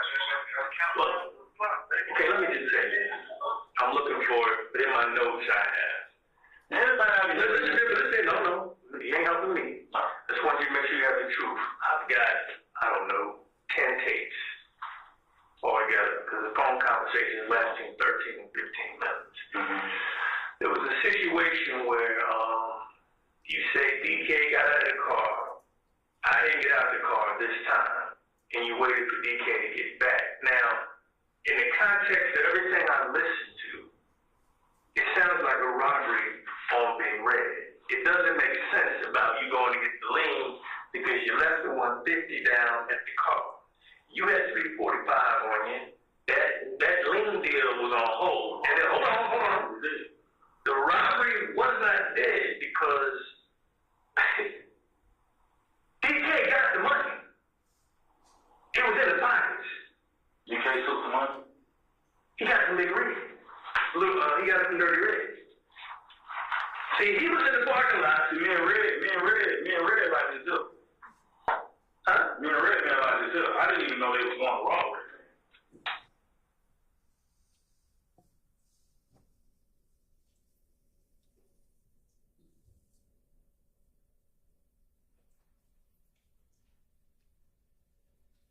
You know what I'm saying? They never gave us a name. You know what I'm saying? Now that I've been sitting in jail. Yeah, but here's the thing. A reasonable person is going to believe guys going up there. You say you followed it from Ken's spot, which I know what the fuck that is. Down near the sheriff line. That's a courtroom. Huh? It's a club called courtroom. I know who Ken is. Let's leave it like that. Yeah. I know who Ken is. I'm not going to go into it. Yeah. I know who the fuck he is because I know a lot of them motherfuckers up there. I know it Red probably works with Ken. I know that. Red got that check. That's what the tapes are telling me. He got that check. Let me finish. He got that check. Thug bought you the list. You're low. And the reason why I'm saying that, you got a lot of financial problems. You trying to come up. You 15 days behind on your rent. You got all these different shit going on. You got 2 car notes. You got a landlord that's cool, but he ain't too cool after the 15th. You got a hard-working wife that's trying to get certified in her field by going to school. You got beautiful children, your son, who you need to look out for. And I got one. Listen to me. Apparently your wife don't know because she acts like you don't. But the thing of it is, it's a situation where y'all are following Red and the guy he's in the car with. They get up there and it's going to be a simple lick. You say y'all let DK get it, and DK got out and started shooting. If you would have got out, it would have been different. It wouldn't have been no shooting. This wasn't, first of all, Red had a stack. DK got back in the car. He shoved that shit in his pocket, but he got back in the car with y'all. I don't let up no shit. He wasn't going to tell y'all shit, y'all nigga had shit. Right. Y'all went to rob Red. I just want the truth. One on y'all. Man, we like they said we together. So y'all switch cars. You know what I mean? Come on now. Talk to me like a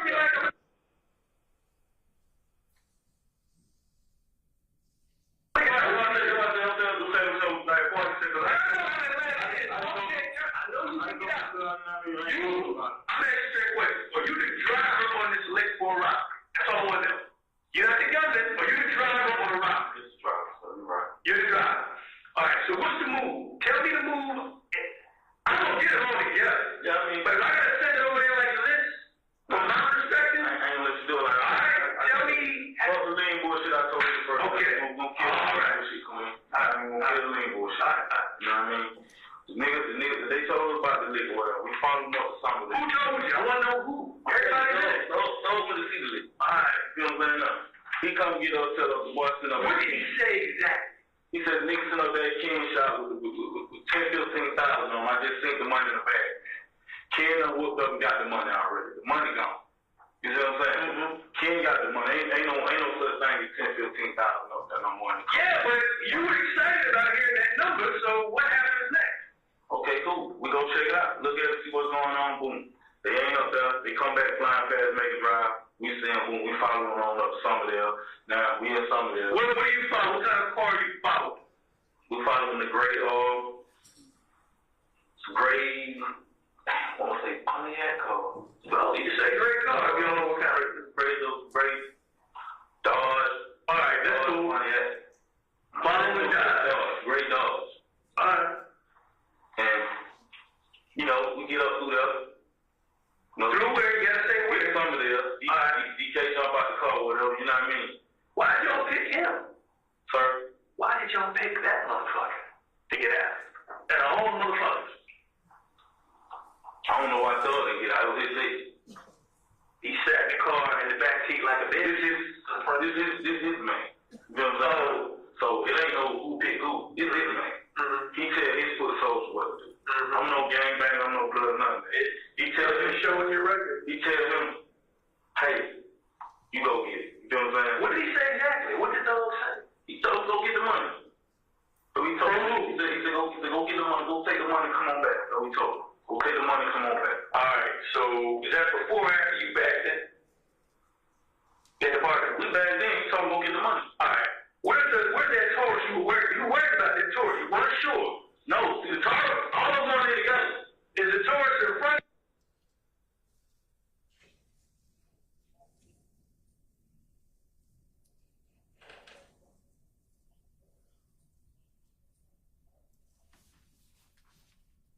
Or behind the front? Police torch was talking. Police torch in front of me. You know the police? You can say it was nervous like that. Let me find out what the fucking torch was. I didn't know it was the police. You made up with us. The rest of the motherfuckers ain't even included on that shit. You're like, hold on, let me see. I see a torch. Sure. That's what I heard. Police not that I went to look, check, and then like that, because I wouldn't know then, you know, and the police out there don't do it. But I just want to make sure it's a car, the police in the car right here. You know what I'm saying? So the car going on there, okay, boom, we back in, DK just, Thug says DK go get the money or whatever, he get out, boom, 2 minutes later, he's popping shots. You feel what I'm saying? He ain't had time to take no money. Did you see who was shooting that? Oh, he ain't had time to take no money, he was shooting. Got money. You know what I'm saying? He got money. Only see how you see all that money on the ground when you were in the back of that police car. You had to see all that money on the ground. No, okay. Alright. I didn't even know he had took no money. He got a stack. You know what I'm saying? He got the, I ain't keep it 100 with you. One guy run this way, another guy run that way, another guy run that way. Alright. You know what I'm saying? Everybody go run this straight. Because you were saying to your wife, I wish I would have ran with Thug because he got away. Which way did he go? So, me and Thug got a car, we jumped. Big Fred can go. Me and Thug, Big Fred got out. DK couldn't move apparently because he was shot or whatever. Thug jumped the wall, I jumped the wall. I jumped up here, Thug went behind the Dollar King, and I jumped over in the parking lot. As I'm running across the parking lot, that's when the police car come run me over. Okay. What kind of car ran you over? The blue car, the same blue car, the female. Alright. Now, Big Fred, what was his job for this deal? You said he had a strap. You said he had a, he's just holding the roof, you know what I mean? Did he ever say, does he know anything about me? He been gone for a minute, so he just trying to come up on his one little list. He just trying to get out, put something in his pocket, man. That's it. He ain't know how to Did he say anything you can remember? He didn't try to run on no mission or brawl or none of that. At the time we went in Somerville, the robbery, that's what I'm trying to tell you. As we went in Somerville, the robbery wasn't no robbery because he could have got out, Thug could have got out, DK could have got out. They could have went on here and handled their business. Thug tells DK, he didn't really just say go get the money. He was like, go ahead and get it. So I don't know what's going on about it. You know what I'm saying? All right, but what I tell my family, what you hear me tell my family is about the robbery because that's what went on. You're robbing this boy Red, but you drive. You just drive. But you know they're going to get his money from him, and he's not going to like give it to him voluntarily. You got to know that. Yeah, I know you're going to know they're going to take his money. All right, so let me ask you this. I got to get sure I got the seat placed in the car. I'm not understanding how nobody got hurt worse than that. Was there a girl in the car anywhere? No girl. You had to hire that from your wife. There's no girl nowhere. No girl. Okay. The girl that they think is a girl, Officer Quinn, so I ain't mean to touch it. But the girl they think is a girl is Thug. I get you, Thug, man. Thug got the wild hair. They think okay. Yeah, you know. I'm gonna just keep it all. Okay, all right. Cause he looked a little bit like man. I mean, you know, it's over 180 of these little motherfuckers. He does look a little bit like over 180 of these little motherfuckers. So with me, I'm a family man. I ain't trying to get in conflict. Where's Thug sitting? Up front or in the back? He's in the back with DK. You know what I'm saying? Who's up front with you? You got me and Big Fred. Me and you and Big Fred up front. I'm driving Big Fred on the passenger seat. Thug behind Big Fred. DK behind the driver. That's me. Who's behind Big Fred? Thug behind Big Fred. Damn, it's a wonder he didn't get hit. Thug behind Big Fred. So I'm wondering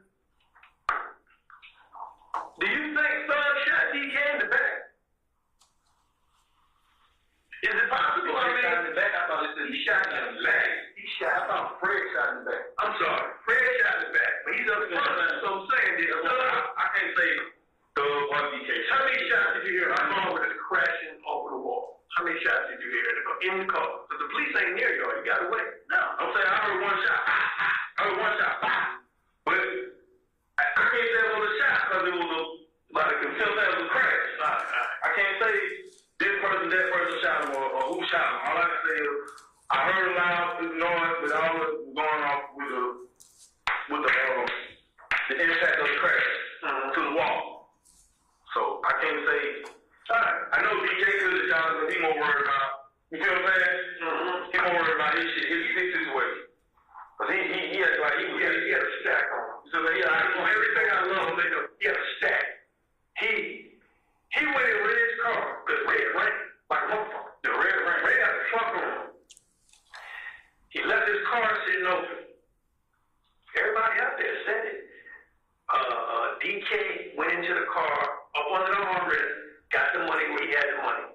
Covered, got in the car, one gonna tell you shit. Who gonna tell y'all shit? So, I mean, I'm just saying, man. So, I mean, what is this? A robbery case on me or something? I ain't wrong with nobody. What I'm saying is, you based on what you're telling me, you're the driver in a case where DK, the guy you know that got in the car with you, with the tattoo and throw the back with K, was told by a thug who I haven't identified yet. I don't know his real name yet. I'm going to go see if I can find it. DK is the one that got in the car, the one you waited on to get back in. But why did you wait on him after he was shooting? Why didn't you just leave that motherfucker? Because you could have left him. You know, this is a man, you know what I mean? Why didn't you just leave him up there? Because he was doing the shooting. He changed the script on a simple lick. I'm going to piss off with this. This is a simple lick. Yeah, I'm going to piss off. It should be easy. I'm going to piss off with y'all change cars because everybody knows your Camry. Let me tell you something.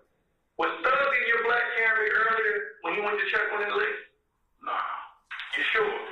When he went up to Ken shot. Was Thug using your car or another black Camry?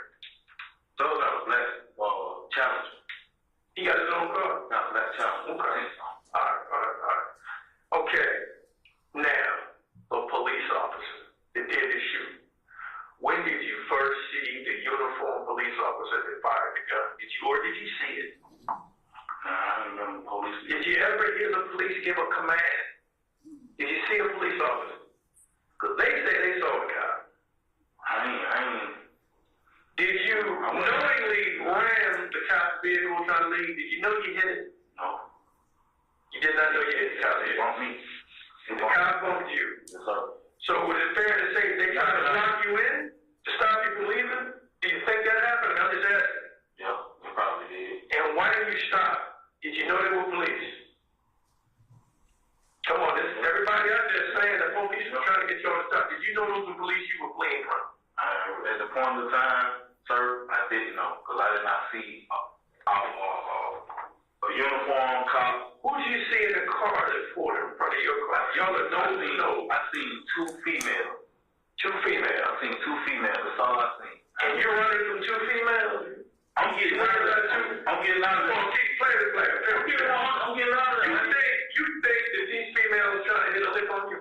No, I ain't say that. I'm saying, did you think I'm thinking maybe when this car stop right here, I don't know if they on this building, one of these buildings, I don't know what's going on, but I know I'm going around. But you know you got to use that. And you know they're trying to stop you from leaving. You know that. Yes or no? I feel a bump. Do you think they're trying to stop you from leaving that scene where the gunfire was? I think that I'm going around the car that's still moving, and this car is just all of a sudden don't even see me, so they just hit me anyway. You never saw a uniform cop? I ain't seen no police officer. Did you hear any commands? I ain't heard no freeze, get down, let me see you. I ain't heard none of that. Okay. I ain't heard no shots go off by no police officer. How many shots? I don't want to interrupt you.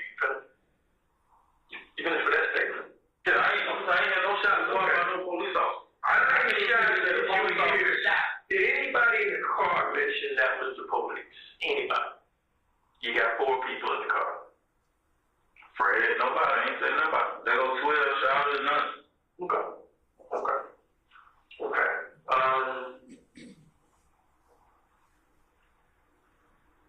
You know, this is an interesting situation, man. Y'all went through that yard, hit all the tricycles and shit. Could have been kids on the bikes, man. I could have lost my own life. Oh my God, you could have. At the time, y'all could have landed. At the time, y'all scared of police. There was a police car back under that wall. Y'all just missed it. They were just sitting there. They had nothing to do with that shit on here. They were just sitting there. Thank Jesus, Allah, the Dalai Lama, everybody spiritual. Y'all didn't land on that car. Then, you know, it would have been a different situation. It wasn't meant for you to, you know, catch that kind of weight. But, you know, you seem like an older brother. Why you got involved with these young, and you say it to your wife over and over again when I listen to it. Why do you get involved with these young motherfuckers, man? I mean, they don't care about going down the road. They can't wait to get down. That's my feeling. They can't wait. That's the same way I got to write like that. They can't wait to get down there, man. You already know what this shit's about, what life's all about. You are in love. These young jokers only be in love with themselves and their homeboys. They'll never know how to love anybody. See, I don't bang. I know you don't bang. I know you don't bang. You're a family man. You got your kids in football. You're active in the school. I did my research on you. You're a good dude, but, you know, and I appreciate. I've been asked to take a comfort break. So can we do 10 minutes and then we'll see where the day leads us at that point in time, okay? All right? We're going to be in recess for 10 minutes. All rise.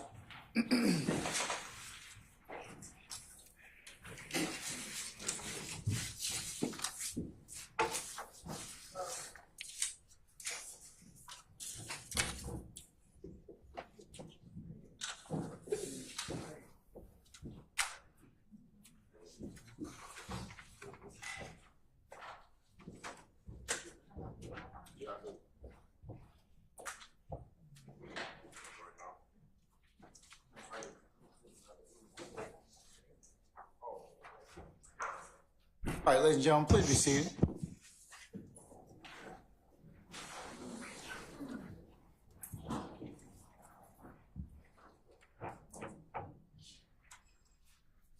Excuse me, Judge. Can I take a quick? Oh, absolutely, Detective. I apologize. Yes, go ahead.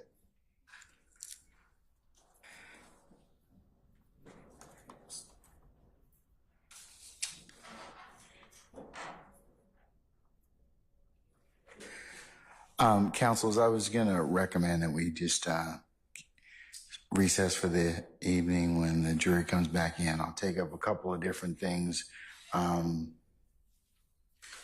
with you all in just terms of just a little bit of scheduling. And I'll give the jurors the dates for the where we start later on Fridays due to Veterans Court. I'm going to get my plan is to give them those dates. And then we'll recess for the evening. I believe that we're supposed to start back on the 25th, Monday. Yes, Your Honor. Full day, and you all have your witnesses that Detective Quinn will testify again on Monday. He will be out, and he won't be available again until Friday. Is that correct? Yes, Your Honor. Okay. Do you have other witnesses during that 3-day period that you are going to call? Yes, Your Honor. We provided that list last week on Friday, so we did not intend to produce another list. Okay. All right. Any issues about that? About any of those witnesses or anything that's going to be presented that week? Mr. Steele? Yes, sir. So unless it changed, and just stop me so I don't waste anyone's time, I believe that it is Miss A.B. and 2 other witnesses. Is that fair to say? Yes. So, Your Honor, you have admitted this is not charged conduct. This is not in the indictment at all.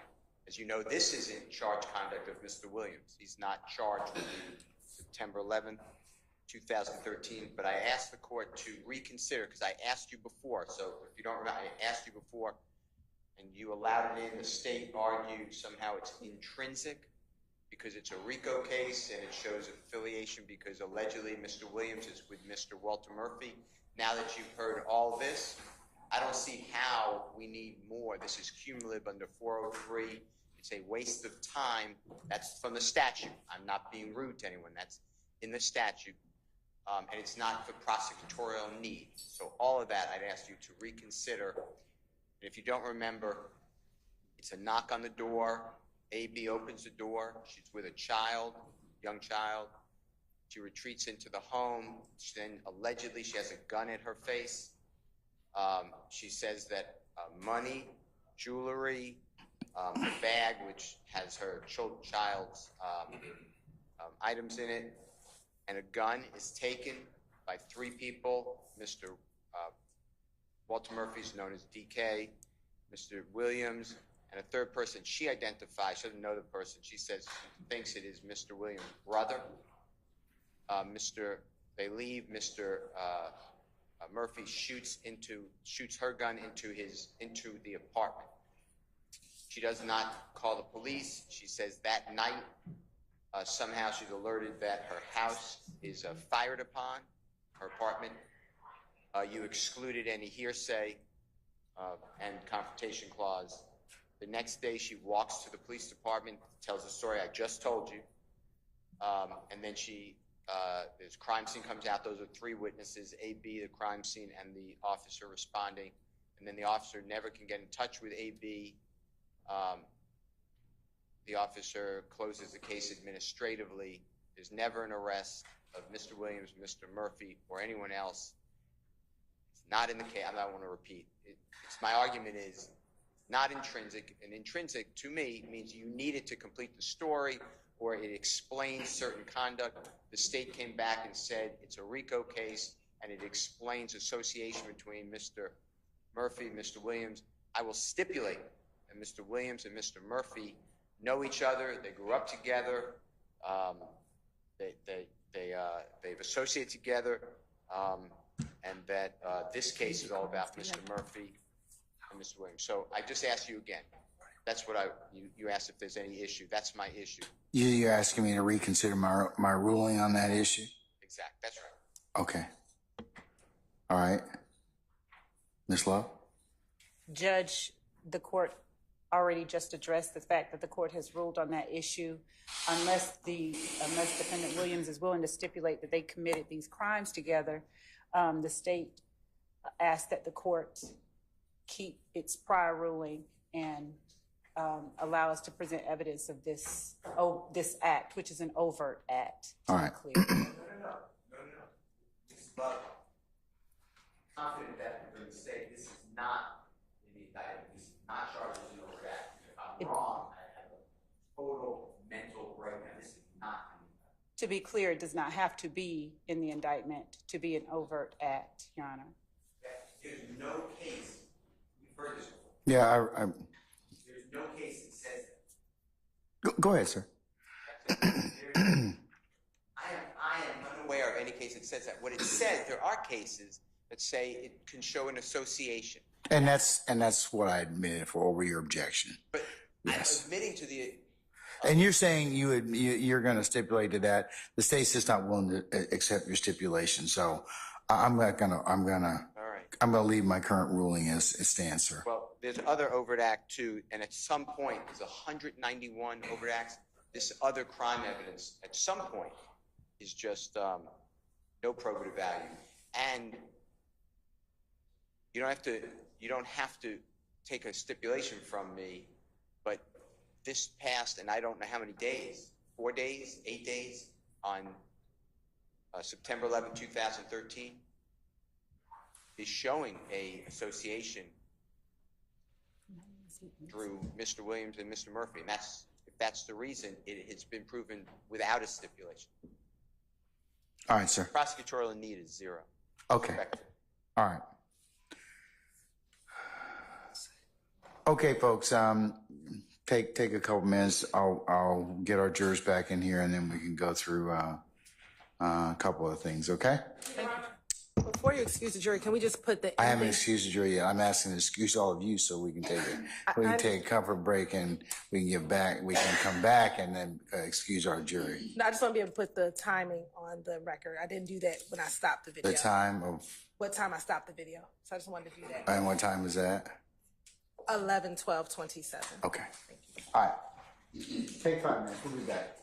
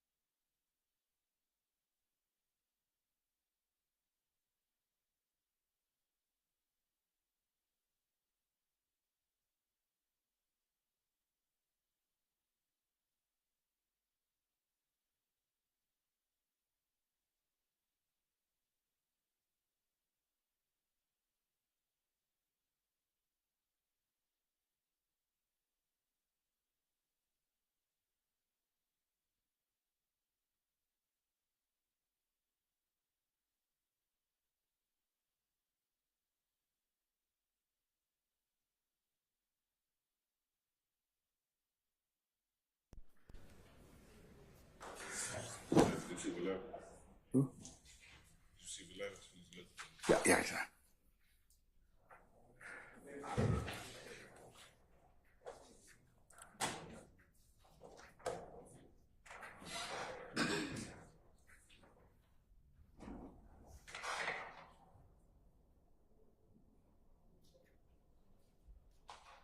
Are all our participants back? No, sir. Who's missing, sir? Mr. Matthew. Say again? Mr. Matthew. Can you all step outside and see if you can bring Mr. Matthew, one of the Matthews advocates back in, please?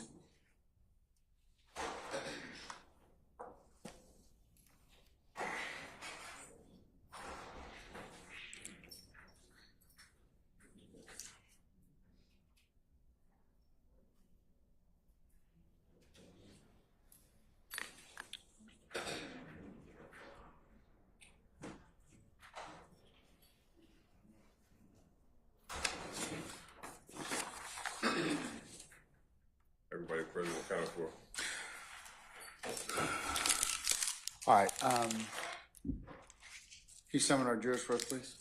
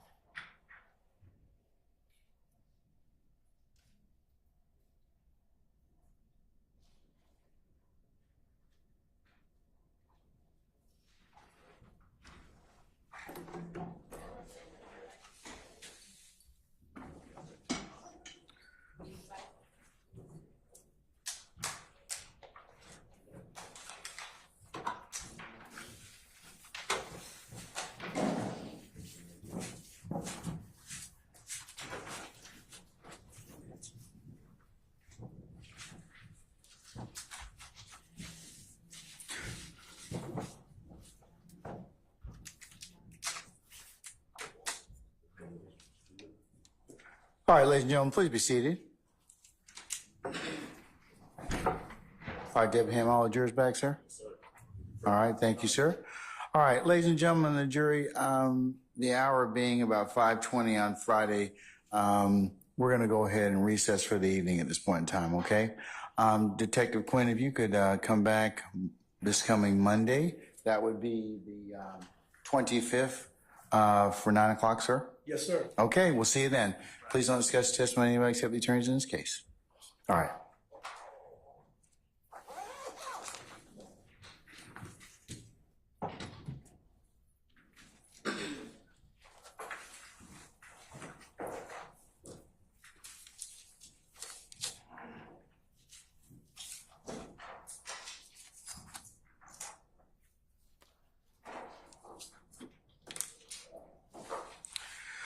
All right, ladies and gentlemen, first let me go through a couple of ministerial things we need to begin with. I did tell you that I would tell you what dates between now and July that I have unrelated business on some Fridays with Veterans Court. So that's why we start a little bit later. So I'm going to give you those dates. So if you want to make any other appointments or other things that you need to do, you'll have that for your consideration. Okay. So the following are the Fridays that we'll be starting. You'll come at customarily at 12 or 12, I should say 12:30, and we'll start at 1 o'clock. Okay.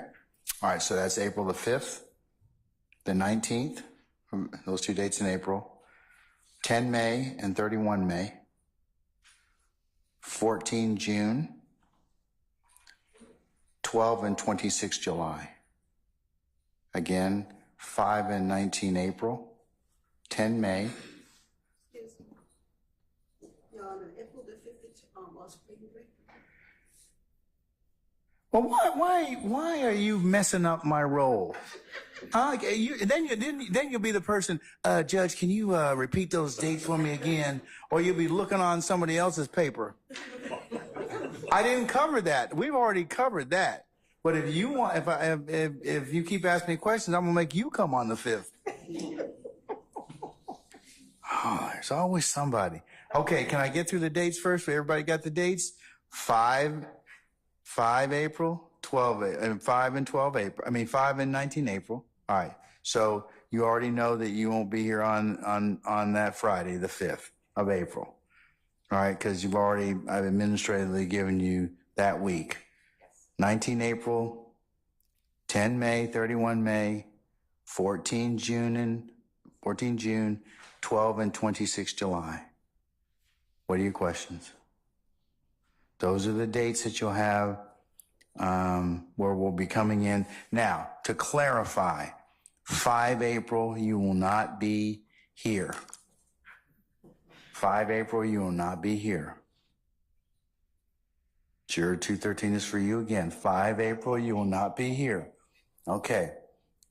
Don't ask for any other weeks after that. I'll give you some other dates applicable when you come back in April because after next week.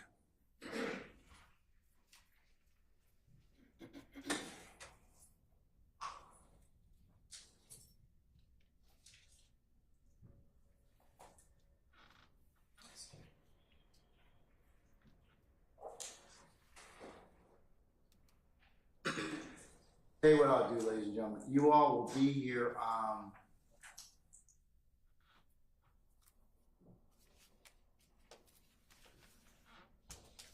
on the 29th, next Friday. I'll give you a couple of dates later in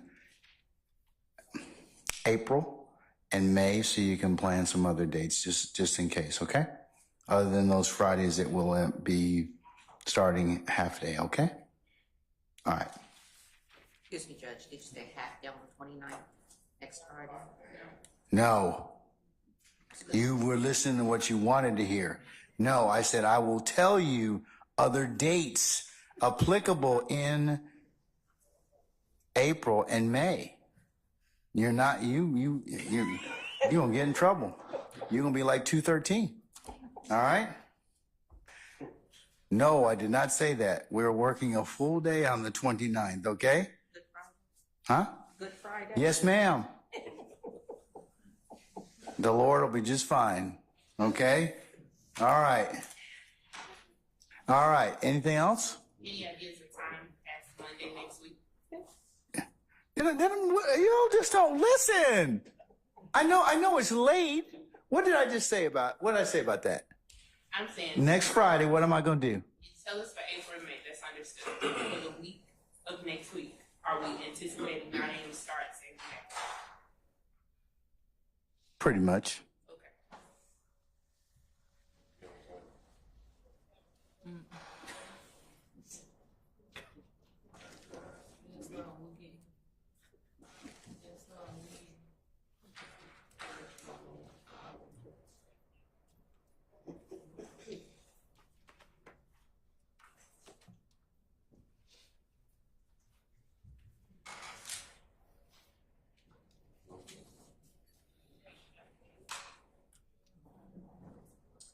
Yes, except for Thursday, the 28th. Thursday, 28th, we may have a delayed start around noon. Okay? More to follow on that. All right? Okay.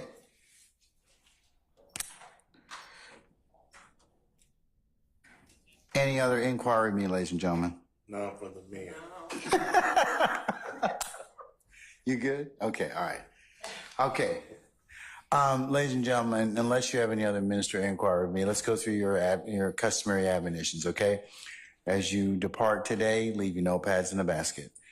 Take another, of course, juror sticker for your use when you come back. Please don't talk about the case in any way as you're going out, no matter where you're going, as you're in small groups, ones and twos, or as you're sitting back there in your headquarters at your deliberation room. Do not let anybody, third parties, approach you about this case. If any third parties should do so, your mandate is to let myself and or Sergeant Ingram know immediately. You are not to do any extra research outside of court and any other reading materials or consult any other third persons. Remember, you can only consider what's lawfully presented to you in the four walls of this courtroom. You may not go by and visit any of the scenes that may be depicted. If anybody, please resist temptation of listening to any recaps or commentary about this case in any news media or third-party sites. And remember, as I do always when we leave here each night, thank you very much for your patience. Thank you for the attention that you've given us and will continue to give us in the trial of this matter. So unless you have anything else of me, I'm going to go ahead and release you all, and we'll see you on Monday for 9 o'clock, and we'll see where the day leads us at that point in time. Okay, for an anticipated 9:30 start time. Okay. All right. So unless you have anything else, I'll bid you all a good weekend. All right. All rise.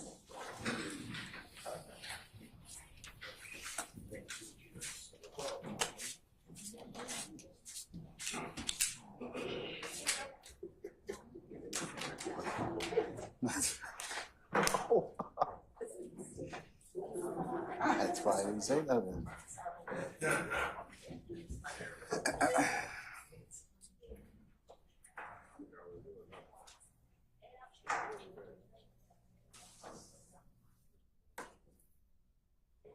All right, ladies and gentlemen, please be seated. Our jury has left us.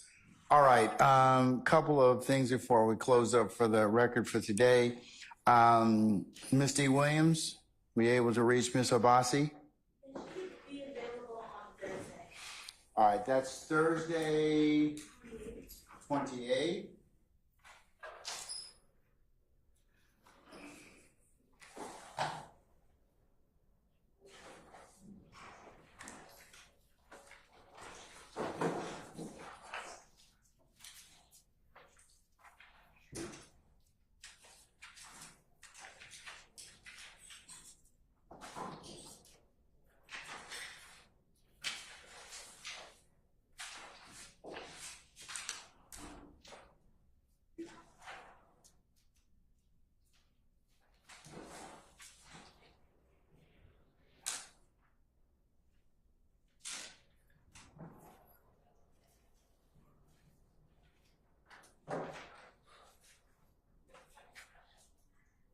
Madam, I'll direct that you tell Ms. Obasi to come in for 12:30 on the 28th.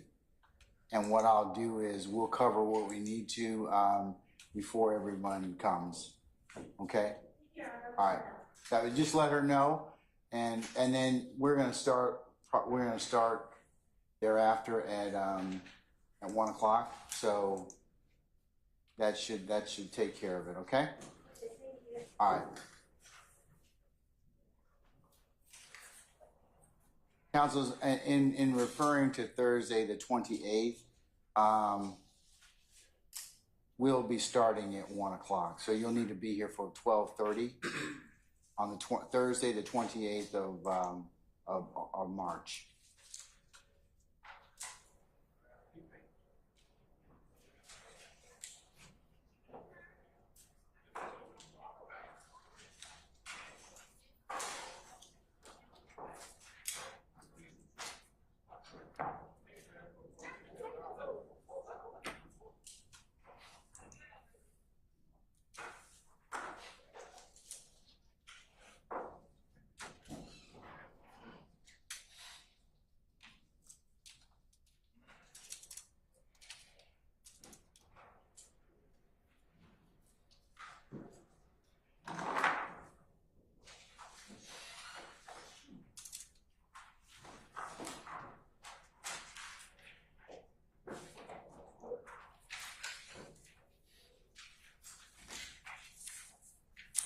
Okay, the last thing is, councils, just for your planning purposes, we will take up some motions on the 1st and the 2nd of April. That's Monday and Tuesday. At this point in time, I have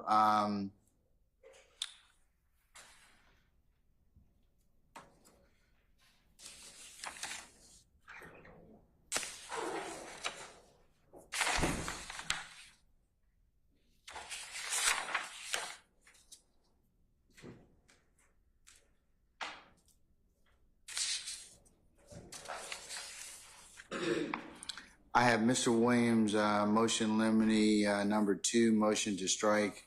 I need to schedule that. So Mr. Steele and Ms. Estate, that acceptable, you all will take it. I'm just going to put it on probably for the 1st of April, that Monday. Yes, that work for you all? Yes, Your Honor. Mr. Steele? Of course. All right. And then also I have DeMontre Kendrick's motion to limit witnesses due to undue delay, waste of time, and or needless presentation, and the supplement that has been filed consistent with that. So, Mr. Weinstein, I assume that Mr. Apt is going to argue that since he filed it? I believe I'm arguing that, Your Honor. Oh, okay. But I'll confirm that with Mr. Apt. All right. Well, between the two of you and Ms. Hingerty, one of the three of you should plan to argue that motion on the 1st, okay? Yes, Your Honor. All right, okay.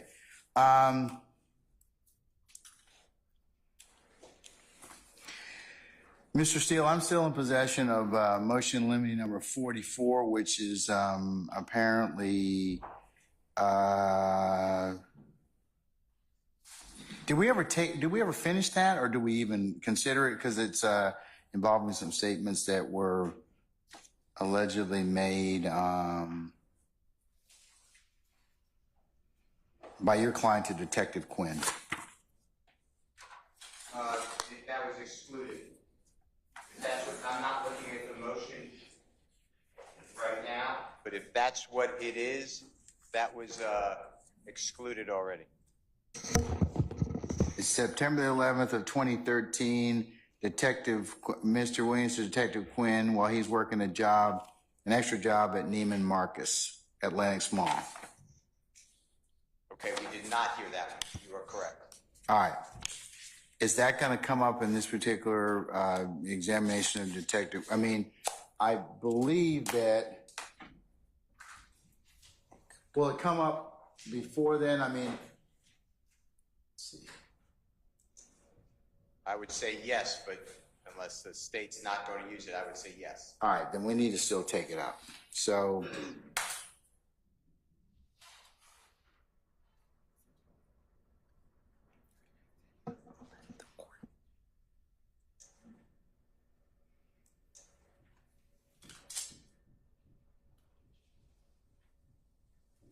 will it come up on Monday? Yes, Your Honor. We believe we will reach it on Monday. This is what kind of I cite routinely to.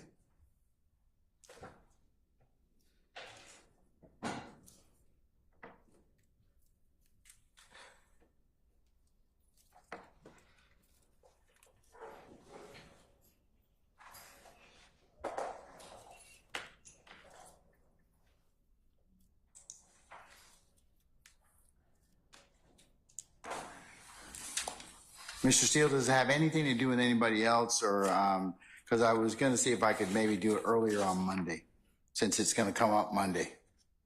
The way that the court has ruled, I assume it applies to everyone because that's how we've been ruling, but no, it was only Mr. Williams and former Detective Quinn. It is not custodial. Is it argument? Yes. Well, I mean, you can hear what the statement is, and then yes, argument. It's Detective Quinn approached Mr. Williams, or Mr. Williams and former Detective Quinn met at the store, and there was a conversation. Detective Quinn brought up the incident you're hearing now, and he said something like, "I'm not looking at my notes. I am prepared. I'm not looking at my notes." Something to the effect of, if I find your DNA on the firearm, I'm going to arrest you. That may not be a quote. I'm not looking at anything. Something like that. Is there a statement that the state's turned over to you? Yeah, they turned it over recently. And I think Detective Quinn, I may be wrong, gave it to the state recently. And then the state gave it to me, or maybe to everybody. And then I'm saying that the silence used to be you can't comment on someone's silence. That changed. I believe it's 4ORR versus state. But now it's in the court's discretion under a 403 or 24-4-403 balancing test. That's why I filed the motion. What's the citation for or? Give me 1 second if you don't mind. I should have put it in the motion. You did, sir. Thank you. You did. 305 Georgia 729 pinpoint. I should say head note 4. All right.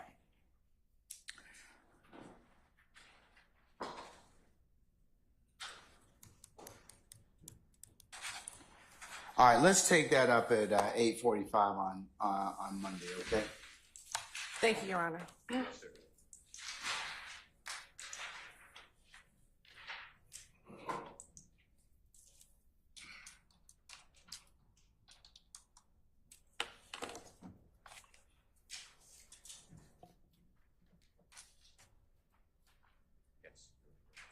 Is there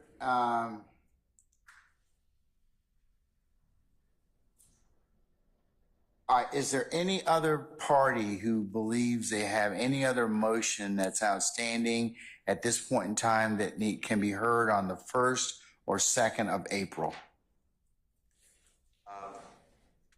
I'm sorry.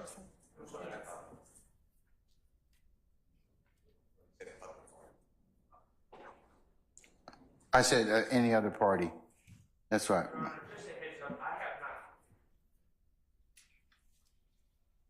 Your Honor, just a heads up, I have not filed this motion yet. I'm working on it, but in light of the recent Supreme Court of Georgia holding in Baker v. State, I am filing some motions in regards to some of the evidence that I believe the state may try to attempt to admit, and but I'm still working on that motion. I'll try to have it done by Monday.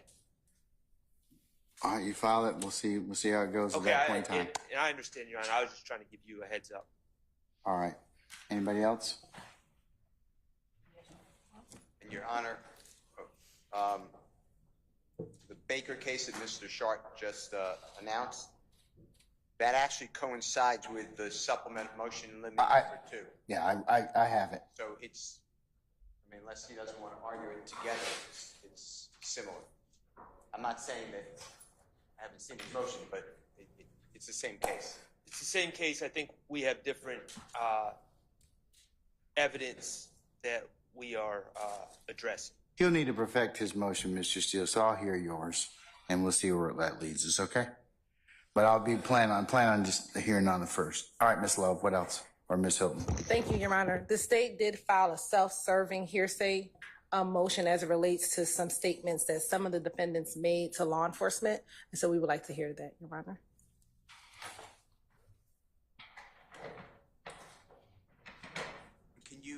And I guess it's properly called self-quotations now, not self-serving. Self what? Self-quotation. Can you send a copy of that to Mr. Kearns, please? Yes, we'll make sure. All right.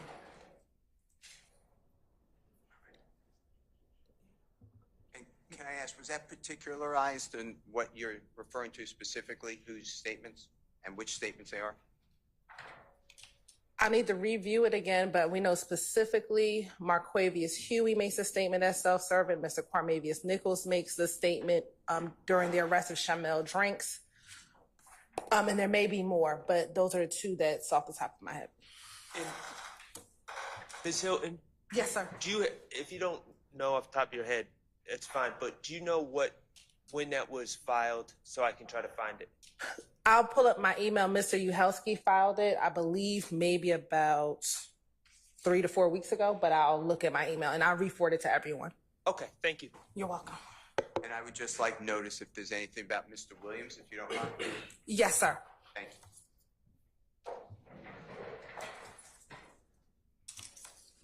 All right.